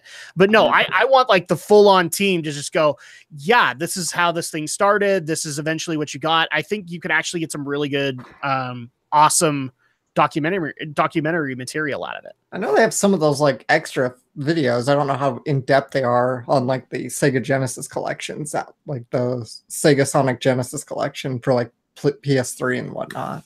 Yeah, I'm just going down the documentary route because I've been watching a ton of documentaries recently, and I think game developers are like the one thing that I would love to see in a documentary setting. Like, perfect example. Kojima trying to explain after being threatened by being threatened to be fired, like his process to creating Metal Gear. That would be awesome to be able to see how he came to that point. Well, we do already kind of have them with the Metal Gear Solid Volume 1 and Volume 2 documentaries, where at least with Volume 1, it goes into detail of the development of the first early Metal Gear Solid, because it was released in the lead up to Snake Eater. And then Volume 2 goes more into the mythology of the series itself. So it does kind of exist. Okay. Unfortunately, both are on YouTube. A YouTuber took both the Metal Gear Saga Volume 1 and Volume 2 documentaries and cut them together and put them up on YouTube. So with Kojima, we're covered. All right. So final thoughts on this one before we move into the entertainment portion of the evening. I want to make this into a movie, plain and simple. This is a really awesome idea. I want to do something with it. If someone hasn't done any concept art about it, do it. Do it. Like I said, either an actual film on this, a documentary, I'd be fine with as well. Just it needs to happen. This is gold. This is actual legitimate gold, and people will find it entertaining. And in fact, I agree with you, Romney. It needs to be the Sonic the Hedgehog movie we've heard about so much. Alex? Yeah, I love quirky behind-the-scenes stories like this, especially when stuff always emerges like decades later. When you think you finally know the whole story, something new just comes out there and makes it all the more interesting. I love little stories like this. Which is fun because now we're going to take a step into the silly, as our entertainment portion of the evening is just nothing but silly. Because we have first off our top story of the entertainment portion of the evening, we have the next reboot that's going to be coming out. It's going to be coming out from Nickelodeon, and it's going to be, drum roll please, Clarissa Explains It All, with Melissa Joan Hart involved. Yes, so Clarissa Explains It All. I want to say it was a popular show because I would almost dare say it kind of put Nickelodeon on the map way back in the day. This was before Nicktoons were out and they created their own kind of popularity. But Clarissa Explains It All is one of the leading shows on Nickelodeon at the time, and now they're looking to reboot it with the involvement of Melissa Joan Hart. I don't know where I got Michelle from, but yeah, she's also she is signed on to star in the reboot. I don't know if she's actually going to be playing Clarissa or if she's going to be. She's good. It's basically kind of what they're doing, what they did with Boy Meets World, where it's basically, it's her character. Just now she's the adult, and it's her kids going on the various adventures. It's the same thing that they did with Boy Meets World, where it's like, oh, it's Girl Meets World, so it's the daughter of the characters from the original show. So this isn't going to be Clarissa Explains It All. This is going to be Melissa Explains It All. This is going to be your kid doing it. Pretty much. I mean, as one of the comments of the article even says, it's basically teen grows up and now has kids who are also teens. Yeah, this is going to be really weird if you think about it, because first of all, who did she hook up with? A lot of people are going to assume that it was, I think his name was Sam. Yeah. So Sam. the guy who was always sneaking into her room via ladder. So how's that going to work for her kid? Is she just going to allow her next door neighbor to sneak into her kid's room with a ladder? Considering Melissa, dang it, I want that guitar riff. Damn it! Considering Hart is now a pretty hardened evangelical born again, I can't imagine she'll ever sign off on that anymore. Well, unless they decide to lampshade it, maybe. Like if it's maybe a one-off joke referencing of maybe her thinking ahead of when someone tries and having like a booby trap or something. Like that's something that a Nickelodeon show would do to kind of lampshade it. Yeah. Oh, and they also even go into the article about like where are people going to be at now, including going into her little brother Ferguson, who I guess they're going to write as being currently. No, that has to be a joke. It's a joke in the article. Cabinet. Yeah, it's just a joke in the article. It's nothing's set in stone. This is still very, very early development, according to the Hollywood Reporter, which the AV Club article is pulling their information from. So this is still like very, very early development for the show. Because they don't even confirm like that Sam is the father. Like they're just making jokes on the matter. Like kind of like we. Yeah. So looking at this, and I think I can see the reason why they greenlit this, primarily because you had the success of stuff like Girl Meets World and Fuller House on Netflix. Yeah. So it's a case of, okay, these revivals did meet some success. And so Nickelodeon naturally is thinking, okay, we can probably push the nostalgia button a bit by doing a relaunch of some of our own sitcoms. Which is funny because Clarissa's the one that's being talked about for the reboot. There is actually opposition. It's a very minor opposition, but people are actually screaming that it shouldn't be Clarissa that gets the reboot. It should be like Pete and Pete that gets the reboot. I don't know if I necessarily agree with that because Clarissa, I think, maintained a larger audience than Pete and Pete did. Yeah, plus Pete and Pete at the very least started out as a series of shorts, which you could probably try, not so much like doing a continuation, but maybe if Nickelodeon wanted to try bringing back the idea of these smaller live-action shorts, but even then, that's not a guarantee given how expensive live-action shows can be. And on top of that, I think there's more potential to be able to do with Clarissa than Pete and Pete. And that's just simply, like you could go the way of the shorts, but what else can you do in Pete and Pete that already hasn't been done to kind of even out the series? And the other thing that has to be considered here, guys, is, I mean, yeah, I get it. Pete and Pete kind of has a cult following now, like a niche following that's very devoted. Clarissa has a bigger following. Yeah, plus cult following would actually be really happy to see Clarissa come back. Yeah, plus cult following doesn't necessarily equate to actual followings in terms of people actually buying the merchandise and everything. And so looking at this, especially considering that Melissa Joan Hart, in addition to being born again, she has also been working actively as a television director and writer and producer. It's very much, that's probably why it's getting a lot more traction, because she has a very solid track record directing on episodes like The Goldbergs. She's also attached to the upcoming horror reboot of Sabrina. So it's a case of, okay, she's kind of using her clout a little bit. It's probably a mutually beneficial thing. Nickelodeon said like, hey, Melissa, we're considering doing a reboot. You want in? And she's probably like, sure, yeah, I want in. Yeah, pretty much. And reply. I do like the fact that she's considering reprising her role. Because, like, here's the thing. If it's the kid going through all the explains it all portion of this, or the adult, that's entertaining for anybody. Like, either idea works. In fact, do both. I disagree there. it would be very hard to balance both because you also have to keep in mind what audience are they going to aim for? Are they going to aim for fans who grew up with the show? Okay, good point. Or are they going to try to aim for the younger generation now? Trying to do both, it could work, but not very easily. In my opinion, it's very much they're definitely going to want to go one way or the other. They could go the Girl Meets World route where they just acknowledge the fact that it's a continuation, but then have the main character have her own story, or skew for the adults and just have it be with the adult character. I wouldn't even go down the route of like keeping the name if it's going to be the kid. If it's going to be the kid, then just rename it to Melissa Explains It All kind of thing. And then at that point, like people get it because the Explains It All is also in the tagline. Well, yeah, so at that point, yeah, then people know, oh, this is the sequel series to Clarissa. Yeah, because that's exactly what they did with Boy Meets World. That's why they called the sequel series Girl Meets World, because it's basically, okay, it's Corey and Topanga's daughter is the main character, and that's it. And Full House went with Fuller House. You know, that's the way that went. But yeah, I'm kind of excited for this. I'm not usually the biggest fan of sitcoms anymore, but I would actually sit back and I'd watch a few episodes just to see how it fares. What about you guys? Yeah, I guess I'm interested. Still a little concerned with how Melissa Joan Hart is. You know, I don't want to be the guy who's going to attack her personal beliefs. It's just because it just summons Kirk Cameron to me all over again. She's not Kirk Cameron. I know. Well, I know she's not, but I'm worried. People get off Kirk Cameron's back. Why? He's a tool. He's such a tool. He's such an asshole. Like, if Michael Moore has the right to be able to make the movies that he wants to make, then Kirk Cameron has the right to make the movies that he wants to make. That's my only viewpoint on the matter. It's not about that. It's just about how. Then if you don't like it, don't see it. That's all right. Line of the like that's what I've never understood why he gets a fucking Razzie. All right, because he makes you don't have to see the damn movie. Okay, children, calm down. Neutral corners. Yeah, so your corners. That's a discussion for another episode.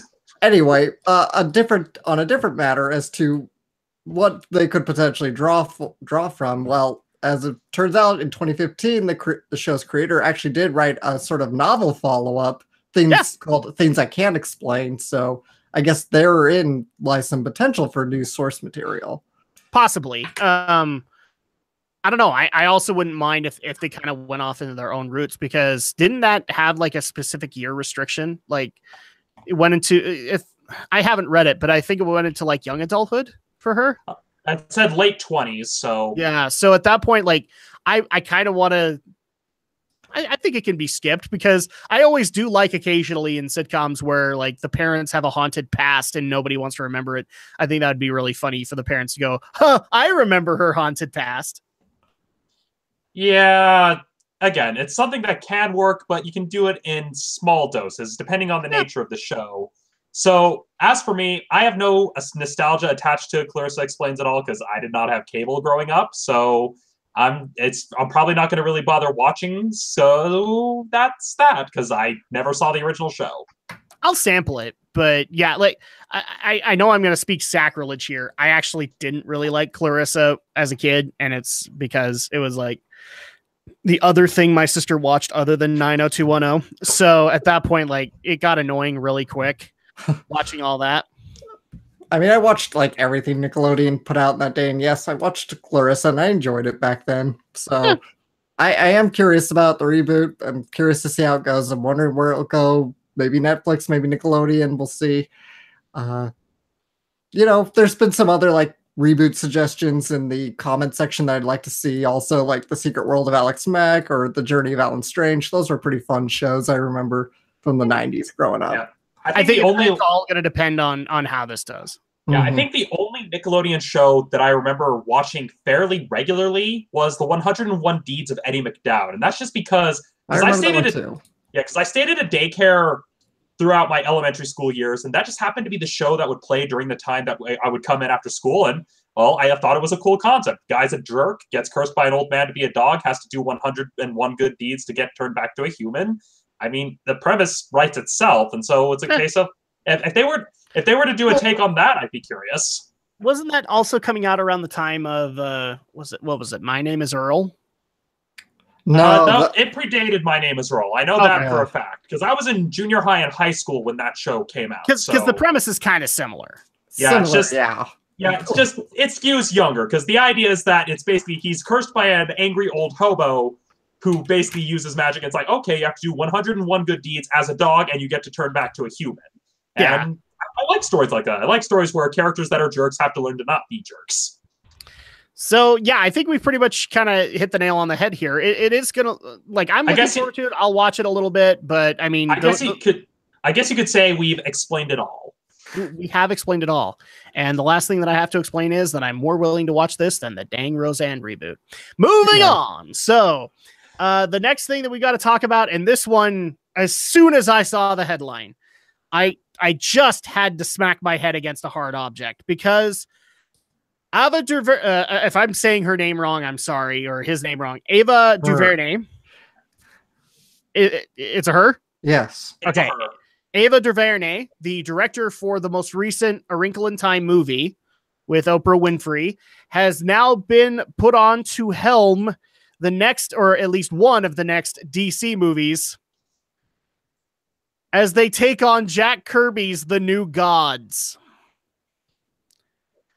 As if the DC movies that are coming out right now weren't already confusing as hell. Now you're going to add in the New Gods. We're boned. Yeah, honestly, to play devil's advocate, if DC is wanting to retool themselves, something as out there as the New Gods probably is the best thing to go with because it's a very much a go for broke idea of, okay, well, we'll copy Neil Gaiman's whole American Gods motif with the whole, oh, these are the new gods of a new mythology. If ever there was a way to pretty much wipe the slate and say, okay, we're starting over, New Gods probably gives you a pretty good premise with which to do that. This is one of those times when I really wish we could add in clips because I would go and find the Linkara clip of "There came a time when the old gods died," and that should explain everything for everybody. Honest, I mean, that's just what I'm seeing because I'm not familiar with the New Gods, but looking at the premise, I can see DC's logic of, okay, this is what they're doing in the event that the other DC films don't. This is their reboot button. I will say this: if they were still all linked together, which they're not. If they were all still linked together, this would be a good idea. And the reason it would be is because Justice League was hinting at Darkseid. Okay. New Gods would be a way to tell about Darkseid so that people could understand who he is before walking into Justice League 2, where Darkseid would then surface, even though it should technically happen at Justice League 3, like Marvel's doing. At least they're giving some time for Thanos. So at that point, that would be a really good thing to do. But now that the films are separated, it's just like, oh, well, we're just going to tell the story of the New Gods because we're going to. And I mean, I've seen the trailers of A Wrinkle in Time. I don't think you've got a wrong pick for director. I think she could pull this off, but yeah, the New Gods is a weird premise. I'm kind of there with you, Romney. It's a weird, I don't know everything about it, but it's a weird premise to do a movie on. Yeah, probably maybe looking at it, especially given the basic premise of gods of the fourth world between Apocalypse and what is the good guy? New Genesis. New Genesis. I can see maybe trying to do a movie set in that universe, but not necessarily trying to tell the entirety of the storyline, but just using it as a setting, maybe. But yeah, I mean, they're already kind of using it as a justification to do an origin for characters like Mr. Miracle and be able to do a movie on him. But again, the premise of the New Gods is already kind of because again, I don't want to stomp on Jack Kirby's legacy, but when you look at DC, New Gods is like a C or a D tier comic. So a lot of people are not necessarily aware of it or understand how it works. The only reason they know Darkseid is because Superman. Yeah, and honestly, that's the other side of the coin as well. It could be the fact that not a lot of people actually know about it would allow them to take whatever creative liberties they need So that way it's a case of, oh, well, even fans are confused about it, so we can do what we want to make it make sense. But even then, you're kind of making my argument for me, because this would be like, if the movies were all connected, this would be a really great way to showcase Darkseid and show why he's a threat, and maybe shoehorn in Mr. Miracle so that you have an ally for the heroes to be able to work with.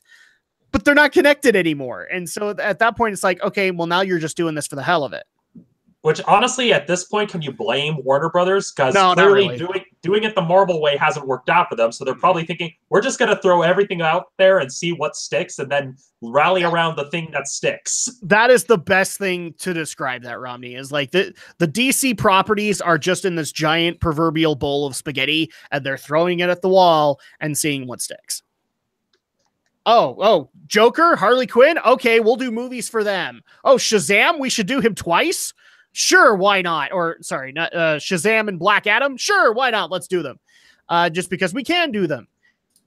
Green Lantern? Hell no. But Green Lantern Corps, that's stuck. So we'll go ahead and do that. That's basically what's happening here. Like, especially given the ousting of Zack Snyder, it's very much they're in panic mode. They no longer have the Kevin Feige position filled, so they're basically scrambling to find something to pull their cinematic universe into focus. And so that's probably why they're going out there for something like the New Gods, because they're hoping what happened with Guardians of the Galaxy will happen with the New Gods. Yeah. Not the exact same way, but taking a relatively obscure superhero team, making a unique type of movie that showcases these characters while taking what liberties you can. That's probably the best way to describe this, is that it's basically them trying to do Guardians again. Yes, except at least I hope they don't try to go, oh, we're going to have our own like fancy soundtrack, because it worked so well for Suicide Squad. So I just got a direct question on this. Would this technically would New Gods be DC's answer to the expanded lore from like the Thor movies? Not really. That's not a good comparison for it. And the only reason that I'm going to give you on the matter is that the way that Thor and the gods of Asgard works, way different from what Jack Kirby was trying to do with the New Gods. I know that at the very least. Mm-hmm. So no, can't compare the two. Maybe in the terms of outlandishness, but that's as far as it goes.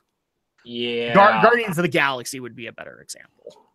Yeah, and so looking at it, it's a case of, I mean, there's not much to say. I mean, I haven't seen A Wrinkle in Time, so I can't really speak to the skill of Ava DuVernay. I haven't seen Selma either, which I heard got a lot of praise. Yeah. And so it's a case of, it's too early to tell. For all we know, she's just attached, but we don't have a screenwriter. We don't have anything to go off of, aside from the fact of, oh, it's the director of the new adaptation of A Wrinkle in Time attached to the New Gods.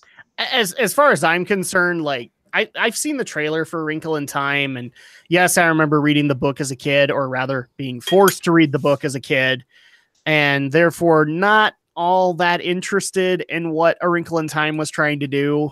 I can think of other books that I was way more interested in, so I wasn't all that encouraged to go see A Wrinkle in Time.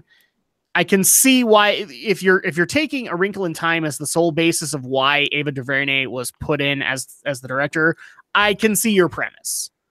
She might be able to make the world of New Genesis work, but it's too soon to tell. Indeed. And I think the other reason to consider is that she has the awards cloud, because Selma got a lot of traction when it came out. And so it also is a case of, okay, well, we got a director that's proven themselves. And so it's very much a case of, hey, best of both worlds. We have someone who handled a genre piece fairly well, and we have someone who also has done some awards films. So hopefully this will get people to like us again. Please go see our movies. Stop skipping us. We're sorry for Man of Steel. We're sorry for Batman v Superman.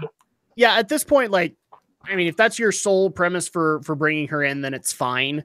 But at this point, until I see a trailer for New Gods, she has just as much chance to be able to make this work as Patty Jenkins does, in my mind. Like, because at that point, New Gods is like as outlandish as DC goes. So at that point, like, I think it's a free for all. I think honestly, as sacrilegious as this is going to sound, Zack Snyder could probably do it too. The guy or who's the director for Suicide Squad? David Ayers. David Ayer. David Ayers, he's got a shot because a lot of the stuff for the New Gods, and this is just my cursory understanding, I don't even know how you put that into a story. I don't even know how you do it without it being totally outlandish and nobody believing any of it, kind of thing. So that's already kind of an issue. With what we're saying, though, Alex, is this interesting to you at all? Well, I can't speak because I don't know anything about New Gods, but from what I've heard, A Wrinkle in Time was a huge mess of a movie and really confusing and not really good. I've actually heard like Oprah wasn't happy to be a part of it, and yeah, there was a bunch of issues apparently. Yeah, I don't know if this is your best bet here. And I know the movie didn't do particularly well at the box office, I don't think. No. So I'm not quite sure why they jumped on her other than, well, politics, but yeah. Once again, DC, you're still trying to catch the Marvel fire when you already know it doesn't work. How about, I don't know, actually trying to get your goddamn Batman movie? Didn't mean to make a joke there, but it did. Hey, we don't want that Batman, okay? about making your Batman movie, Flash movie, your second Wonder Woman movie, and that's coming, Aquaman movie that you've been promising for the last 4 to 5 years. Aquaman's next, so we know that's coming. So before trying yet another giant end of world kind of movie. It's not even end of world. It's like all of it's going to be on its own planet. And the other problem with the New Gods is they get kind of existential. So it's like the same problem to me happens is like with the New Gods as trying to do a live action version of Ava. Why? Because how do you explain half the crap that's happening on the screen? Well, you just don't. That's the good people at ADV Films who've been trying forever to do that, but yeah, they can't even do it in animation. Well, I guess that depends on at what point of the series are you trying to explain things. Are you trying to explain before or after the budget cuts? Because it's after the budget cuts where things get really weird because they had to come up with something. But before the budget cuts, it actually seemed to have a bit of a structure to it. Is it possible for me to add a both onto that one? Because the origin of the New Gods alone is very hard to explain. So either or is going to have issues. Yeah, and again, I'm of the opinion that they're probably going to make a lot of changes because it's a case of, okay, it's a very obscure title that only diehard of diehard fans know about, meaning that average layperson's not going to throw a tantrum if certain characters are omitted. And so that's probably the route they're going for, is they're hoping for their own Guardians of the Galaxy, where it's a relatively obscure team that no one knows about, so they can basically tell their own story. Honestly, there would be more people who know what the Legion of Superheroes is than the New Gods. And that's just because, well, the Legion has actually had a cartoon over the last few years. New Gods has had like cameos. So yeah, that's really hard to explain to people. Anyway, so I think we pretty much hit the nail on the head here. So moving on into our last story, and this one was one where I got instructed, and I've already failed, guys. Sorry, I've already failed at doing this right. But I was supposed to keep this from Romney, and I put it in the agenda, and so I'm sorry, guys, I failed. But so the creators of Street Fighter Assassin's Fist, if people have watched the YouTube, was it a mini series or was it a full on series? It was a 12-episode web series uploaded both to YouTube and to Machinima. So Assassin's Fist, the people who made that, they are actually going to be executive producing a new TV series based on Street Fighter. Live action, mind you. Yep. Now a lot of people are kind of excited about this because it is there is a cult following for Assassin's Fist. People like how they tried to do that. And so the fact that the people behind Assassin's Fist are executive producing this thing, but we don't even know the only thing we know about this is that the plot will center around Ryu, Ken, Chun-Li, and Guile as they try to thwart M. Bison. So it's basically the Street Fighter 2. Yeah, it's the Street Fighter 2 plot.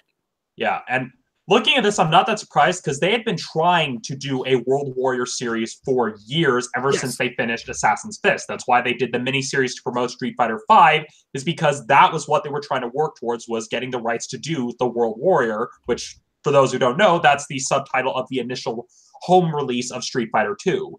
And so I'm excited because, and a lot of people think, oh, live action Street Fighter. No, if you need to see Assassin's Fist if you haven't already. It is the most faithful translation of Street Fighter to live action that we have ever gotten. So if there were that's the thing to consider here, is that this is the most faithful live action adaptation of Street Fighter that we have gotten, period. Like, Jean-Claude Van Damme movie, although absolutely hilarious at points, is not faithful.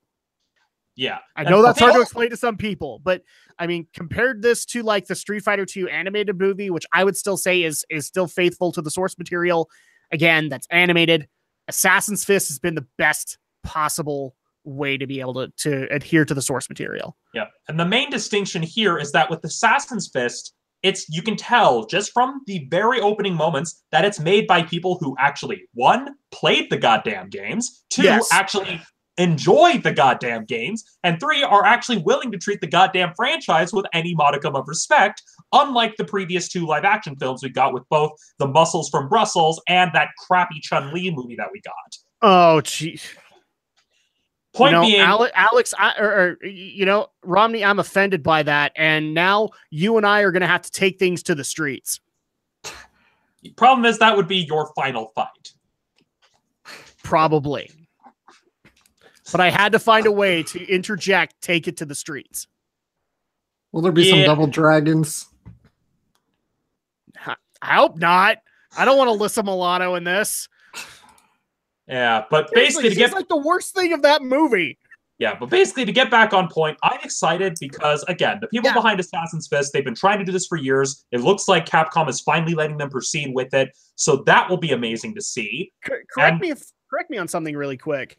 Because I think it was Machinima that did it. The Ryu versus the Green Ranger that happened I want to say a couple of years ago. Wasn't Assassin's Fist people involved in that live action fight too? No, at least not to my knowledge, they weren't involved. That was Machinima that did it. So Machinima produced it, but it wasn't that company specifically.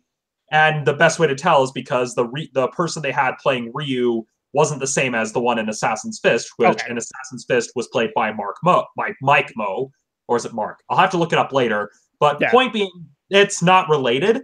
But the live action series that was made to promote Street Fighter V, that was produced by the same people behind Assassin's Fist. They even had the same actors for Ken and Ryu reprising their roles for that live action miniseries.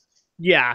And now I'm already seeing people bringing up these examples, and they do have to at least be addressed. Is like, we've seen fighting games being brought to TV format before, and the example that gets brought up is Mortal Kombat Conquest. Here's the difference though, guys. From what I understand, and I've never seen Conquest. I don't know how I've never seen Conquest, but I never have. From what I understand, Ed Boon not involved at all, and the people writing it, like they had cursory knowledge of the movies, and they didn't have a love for the property. The other ones that get brought up are like the Darkstalkers US animated series, where very little was known on it, and therefore it became more of a schlock show than anything else. And I would actually argue, like, if it was a schlock show, it was entertaining. So I'm okay with that. It was at least a lot more entertaining than the anime that came out. Yeah, but that's a whole separate can of worms, because Darkstalkers as a franchise has always been something Capcom struggled to handle. What I'm trying to tell you guys is the examples that are being brought out now had no involvement from people who either A, loved the games and wanted to properly adapt them, and therefore had like cursory knowledge of, craptastic movies or things like that. But these were not people that were immediately invested. That's the difference here. Assassin's Fist, I haven't seen every bit of Assassin's Fist, but what I have seen has been downright entertaining. So at that point, you know that it's at least in good hands as long as they remain in the producer's role, kind of thing. I'm not expecting the exact same cast from Assassin's Fist to show up. They're probably going to have a bigger budget for that. It would be cool to have some returns, though. but the fact that you at least have the production crew, the main visionaries behind Assassin's Fist, is a better sign in this series' favor than Mortal Kombat Conquest. Okay. Yeah, that's the thing that needs to be addressed here.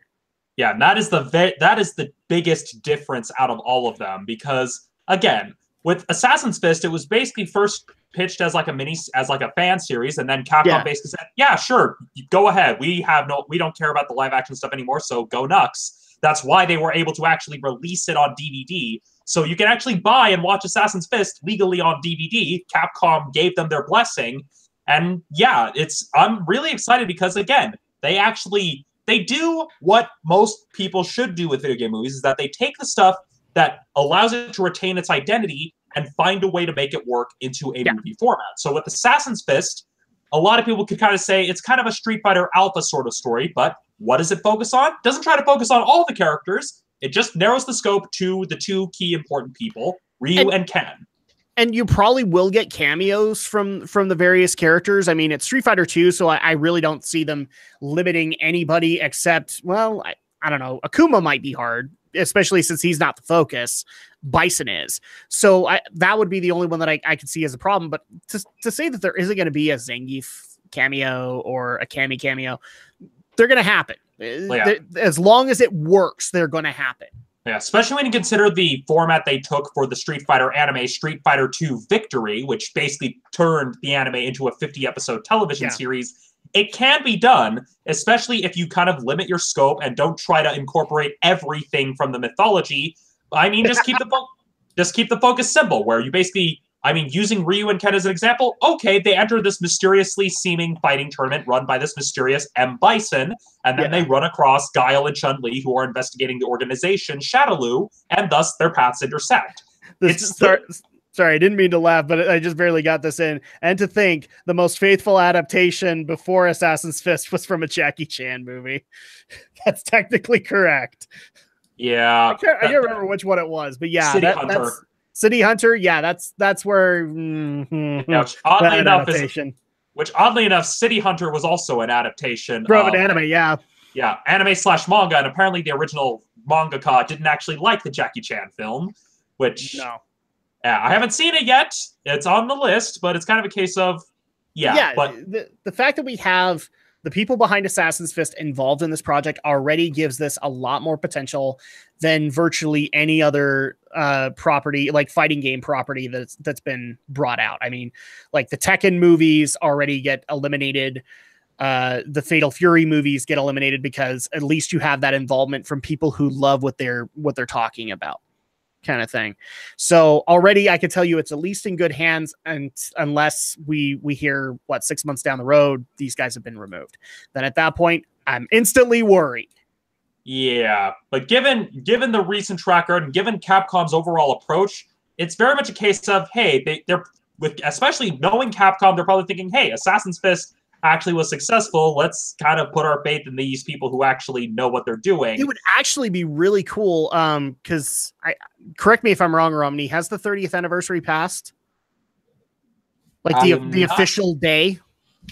I'm not sure. That would be really cool if they did like an Evo reveal of like a concept design for this series at Evo. 30th anniversary of original Street Fighter? Is that what you're asking? Just as the series as a whole, yeah. Okay. Let's see. First release Street Fighter, August 30th, 1987. Okay, so Evo would be too far off, but it would actually be cool if like Capcom did their own event showcasing like prototype stuff from this series to hype people up. Yeah, and I mean, especially with the prevalence of shows doing that well on things like Netflix and Hulu, I'm surprised. I wouldn't be surprised if they decide to approach either Netflix or Hulu or Amazon as for distribution. So. No, I mean, does this article actually say that they have a place in mind?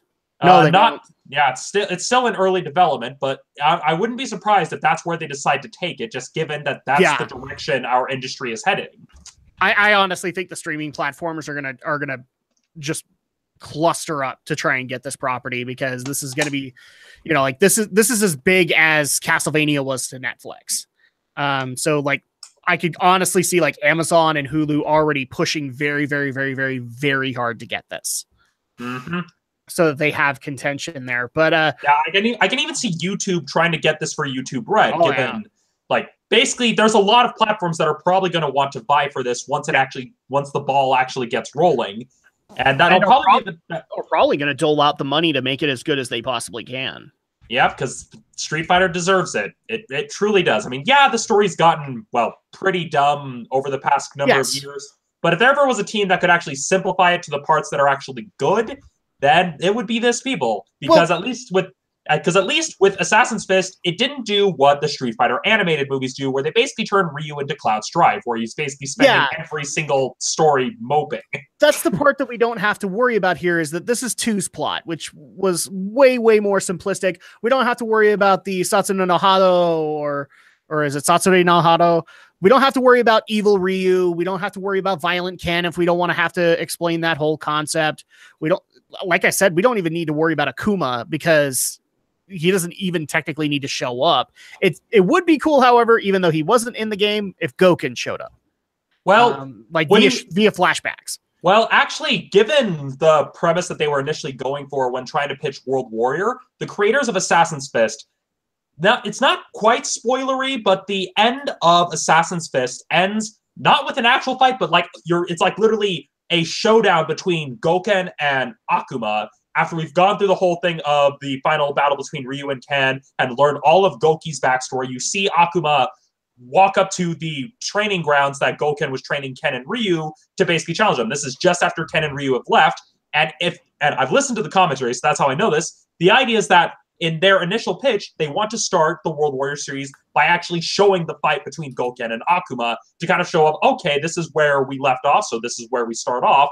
But given how much time has passed between the Assassin's Fist I also think that along with Goken and Akuma, I also think that the Ryu Sagat fight needs to be visited on, because a lot of fighters' motivations, including Sagat's, kind of spur from that. Yeah, and so if anything, if they're not able to get the actors like Akira Koyama back as Goken, that would probably be a better place to start, especially if they have to recast Ryu and other characters. That's a good place to start. You start in a fighting tournament, and the idea is that Ken and Ryu are on their separate Warriors pilgrimages, and so it could be a case of, okay, it's just an underground tournament. This is where Ryu first meets Sagat, and then you have the case of Sagat trying to be a good sport, Ryu triggering the Satsui no Hado uncontrollably, thus leading to the famous scar and Sagat losing his eye, which is why Sagat hates Ryu so much, because he was trying to be a good sport and basically got burned on the chest for it. And so honestly, enough people love that scene from the animated movie that they would love to see a live action interpretation. Plus, that would help set the overall tone. I mean, one, it shows the fighting, which is what people want, and two, it shows, okay, these are the kind of characters, these are the rules of this world where these sorts of attacks are possible. And it also raises the right kind of questions of, especially to someone who hasn't seen Assassin's Fist, of, well, what happened with this main fighter guy? Why did he go crazy? And it seeds the right kind of questions that you naturally want to keep watching to see the answers to. So a lot of this has been me and Romney kind of bouncing back and forth. Alex, what is your take on a Street Fighter TV series that's being produced at least by people that know the source material and are faithfully adapting it? Well, let's hope it does turn out good and doesn't turn out to be, well, I know you're probably going to want to kill me for this World of Warcraft live action movie, which, well, was done by dedicated fans as far as I can tell, but ended up becoming, well, too much of a movie for the fans and really not enough to draw in the casual normies like me. Well, the problem is that, again, I've said it on that review too, is like Blizzard was too involved. And what we're learning about it now, years later after the movie has come out, is like Blizzard was way too involved, Metsu was way too involved. They still needed to be able to construct a story, and they sucked at it. And that's kind of the issue that they had there. But I could see your problem though. Yeah, I'll give it a chance. It does sound interesting. It could be a fun action show, fun fighter to watch. It might be worthwhile for you to pick up Assassin's Fist first and just see if you like what they do with it. Right. Because here's the thing. For those who don't actually know this, aside from Smash Brothers, Alex is not the biggest fighting game fan. I wouldn't say it's not like I'm not a fan. It's just fighting games are fun when you have someone to play with. I generally don't. But you don't play them for the story. You play them to have fun. Yeah, I play them. They're they're like party games for me. They're fun to play, to match against people and play with friends, and that it's. I never play. What I'm saying is, given your personality, you probably wouldn't have been motivated to go and see the '95 Mortal Kombat film unless you were going with friends. Like you weren't going to see the story of Mortal Kombat. You were going 95. 95. There's no way my parents would have let me see the Mortal Kombat movie. No. Well, have you still not seen it? Oh man, I've seen it. I've long since seen it since then, but I mean, I'm amazed that we even had Mortal Kombat 2. Probably chalk that up to my older brother or my older sister owning it, but either way, I doubt in 1995 they would have taken me to see the movie if I had wanted to. No. So I mean that's kind of your involvement on it, but it's at least hopeful in the fact that you're willing to pick the show up if it comes out. So yeah, there's really not too much to talk on this one. So final thoughts from me and Romney. We're both excited. Mm-hmm. At least we're cautiously excited. We're cautiously, because it's still too early to tell, especially given how long it's been since Assassin's Fist. There's no guarantee that we'll get all of the same people back, although it would be nice to have people like Mark Moe and Akira Koyama come back. It's not a guarantee, but at least we know the people involved actually are willing to give the material the respect it deserves, instead of, treating it as a cash grab to throw either Jean-Claude Van Damme or Christian Craig. Jeez. Yeah, I'm bitter. You know what? I wouldn't mind a Jean-Claude cameo. Not as Guile, but like it would actually be funny if he was like Guile's commanding officer, because guys, it's canon. He's not a colonel. He was a captain. So it would actually be funny if Jean-Claude came in as like his commanding officer. That would be hilarious. Yeah, maybe. I mean, they're probably like, if we were to actually cast like Jean-Claude Van Damme in any sort of a cameo sort of role, there are a number of characters. I mean, there's even it's even one of those points where like if Raul Julia was still alive, rest your soul, I'd almost want like if Bison like did the whole addressing the world leaders and addressing his whole evil plan, I would almost want one of those world leaders to be Raul Julia, just to look at the camera and go, what a psycho. Yeah, or alternately a better way where he's just like and where he says like he's declared world domination, you just have him go, of course. Yeah, exactly. Like I'm looking to dominate the world, and he's just like, oh, of course. That would be great. And I mean, he did that original movie because his kids were fans, so I don't see a reason why he wouldn't do it again. Well, aside from the bounds of life and death, so I'm saying if he was still around, like, I don't see a reason why he would turn this project down, because especially given the popularity of the meme. Okay, I honestly think that Raul Julia would find a way to get involved. Yeah, but to get back on point, I'm excited because we know that it's being handled by people who actually care about the source material, which speaks volumes compared to even the big budget adaptations we've been getting in theaters, not just of video games, but just of everything in general. My final thoughts are very simple. This might be the one time where we don't have to follow Zangief's advice. Quick! Change the channel. And there you go. That's all I got to say. And that's actually going to go ahead and wrap it up for this evening. So let's go ahead and go into the various places. If people want to reach out to us and get our opinions on the stories directly, or maybe some stories that we didn't actually cover, Alex the Shadow Blazer, how do they do that for you? Follow me here on YouTube. Shadow Blazer 3000 is my channel, and I do produce anime content. And again, I do promise I got some new content coming real soon. So follow me YouTube. Shadow Blazer 3000 is my channel. Follow me on social media, on Twitter. Alex J Short is my handle. That's where I always announce new videos.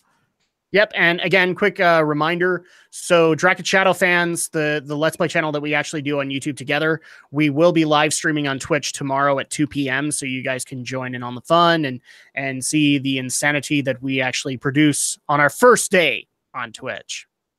So you guys can do that. Stephen Romney, how do people get a hold of your content? Especially since you have a lot of active content that's coming out. Under studio. Oh, sorry. The thing glitched a second, so I didn't know you were still talking. All good. So yeah, if people want to be able to follow your content, how do they do that? Well, you can always find me under Studio Ghost Utah. That is my username both on YouTube and on Facebook, and I am also on Twitter at Romney Reviews. As for this week's Romney's recommendation, it may not be accessible to a lot of people, given that it's only accessible through things powered by Oculus. But one of the things I bought myself a couple weeks ago was the Samsung Gear VR, because I recently got the Samsung Galaxy Note. And so this week's Romney's recommendation is actually a free-to-play game available on the Oculus Store called Dead and Buried. It's basically a rail shooter, but not really a rail shooter, just one of those onslaught shooters where enemies are coming at you and you survive as long as possible. It's basically Wild West, but you're shooting zombies. Just fun, good time, and actually a really good shoulder workout if you actually really kind of put enough work into it and actually actively reload quickly. Really good shoulder workout. So yeah, that's this week's Rodney's recommendation is Dead and Buried, available for Oculus devices such as the Gear VR or the Oculus Rift. All right. And if people want to get a hold of my content, or trying to get a hold of me in general, you can do so by following me on Twitter at Drac2326. You can ask your questions there, as well as ask for when on earth those top 10s are coming. They're coming, guys. I promise they are. They are almost ready to go, and we're going to put them up.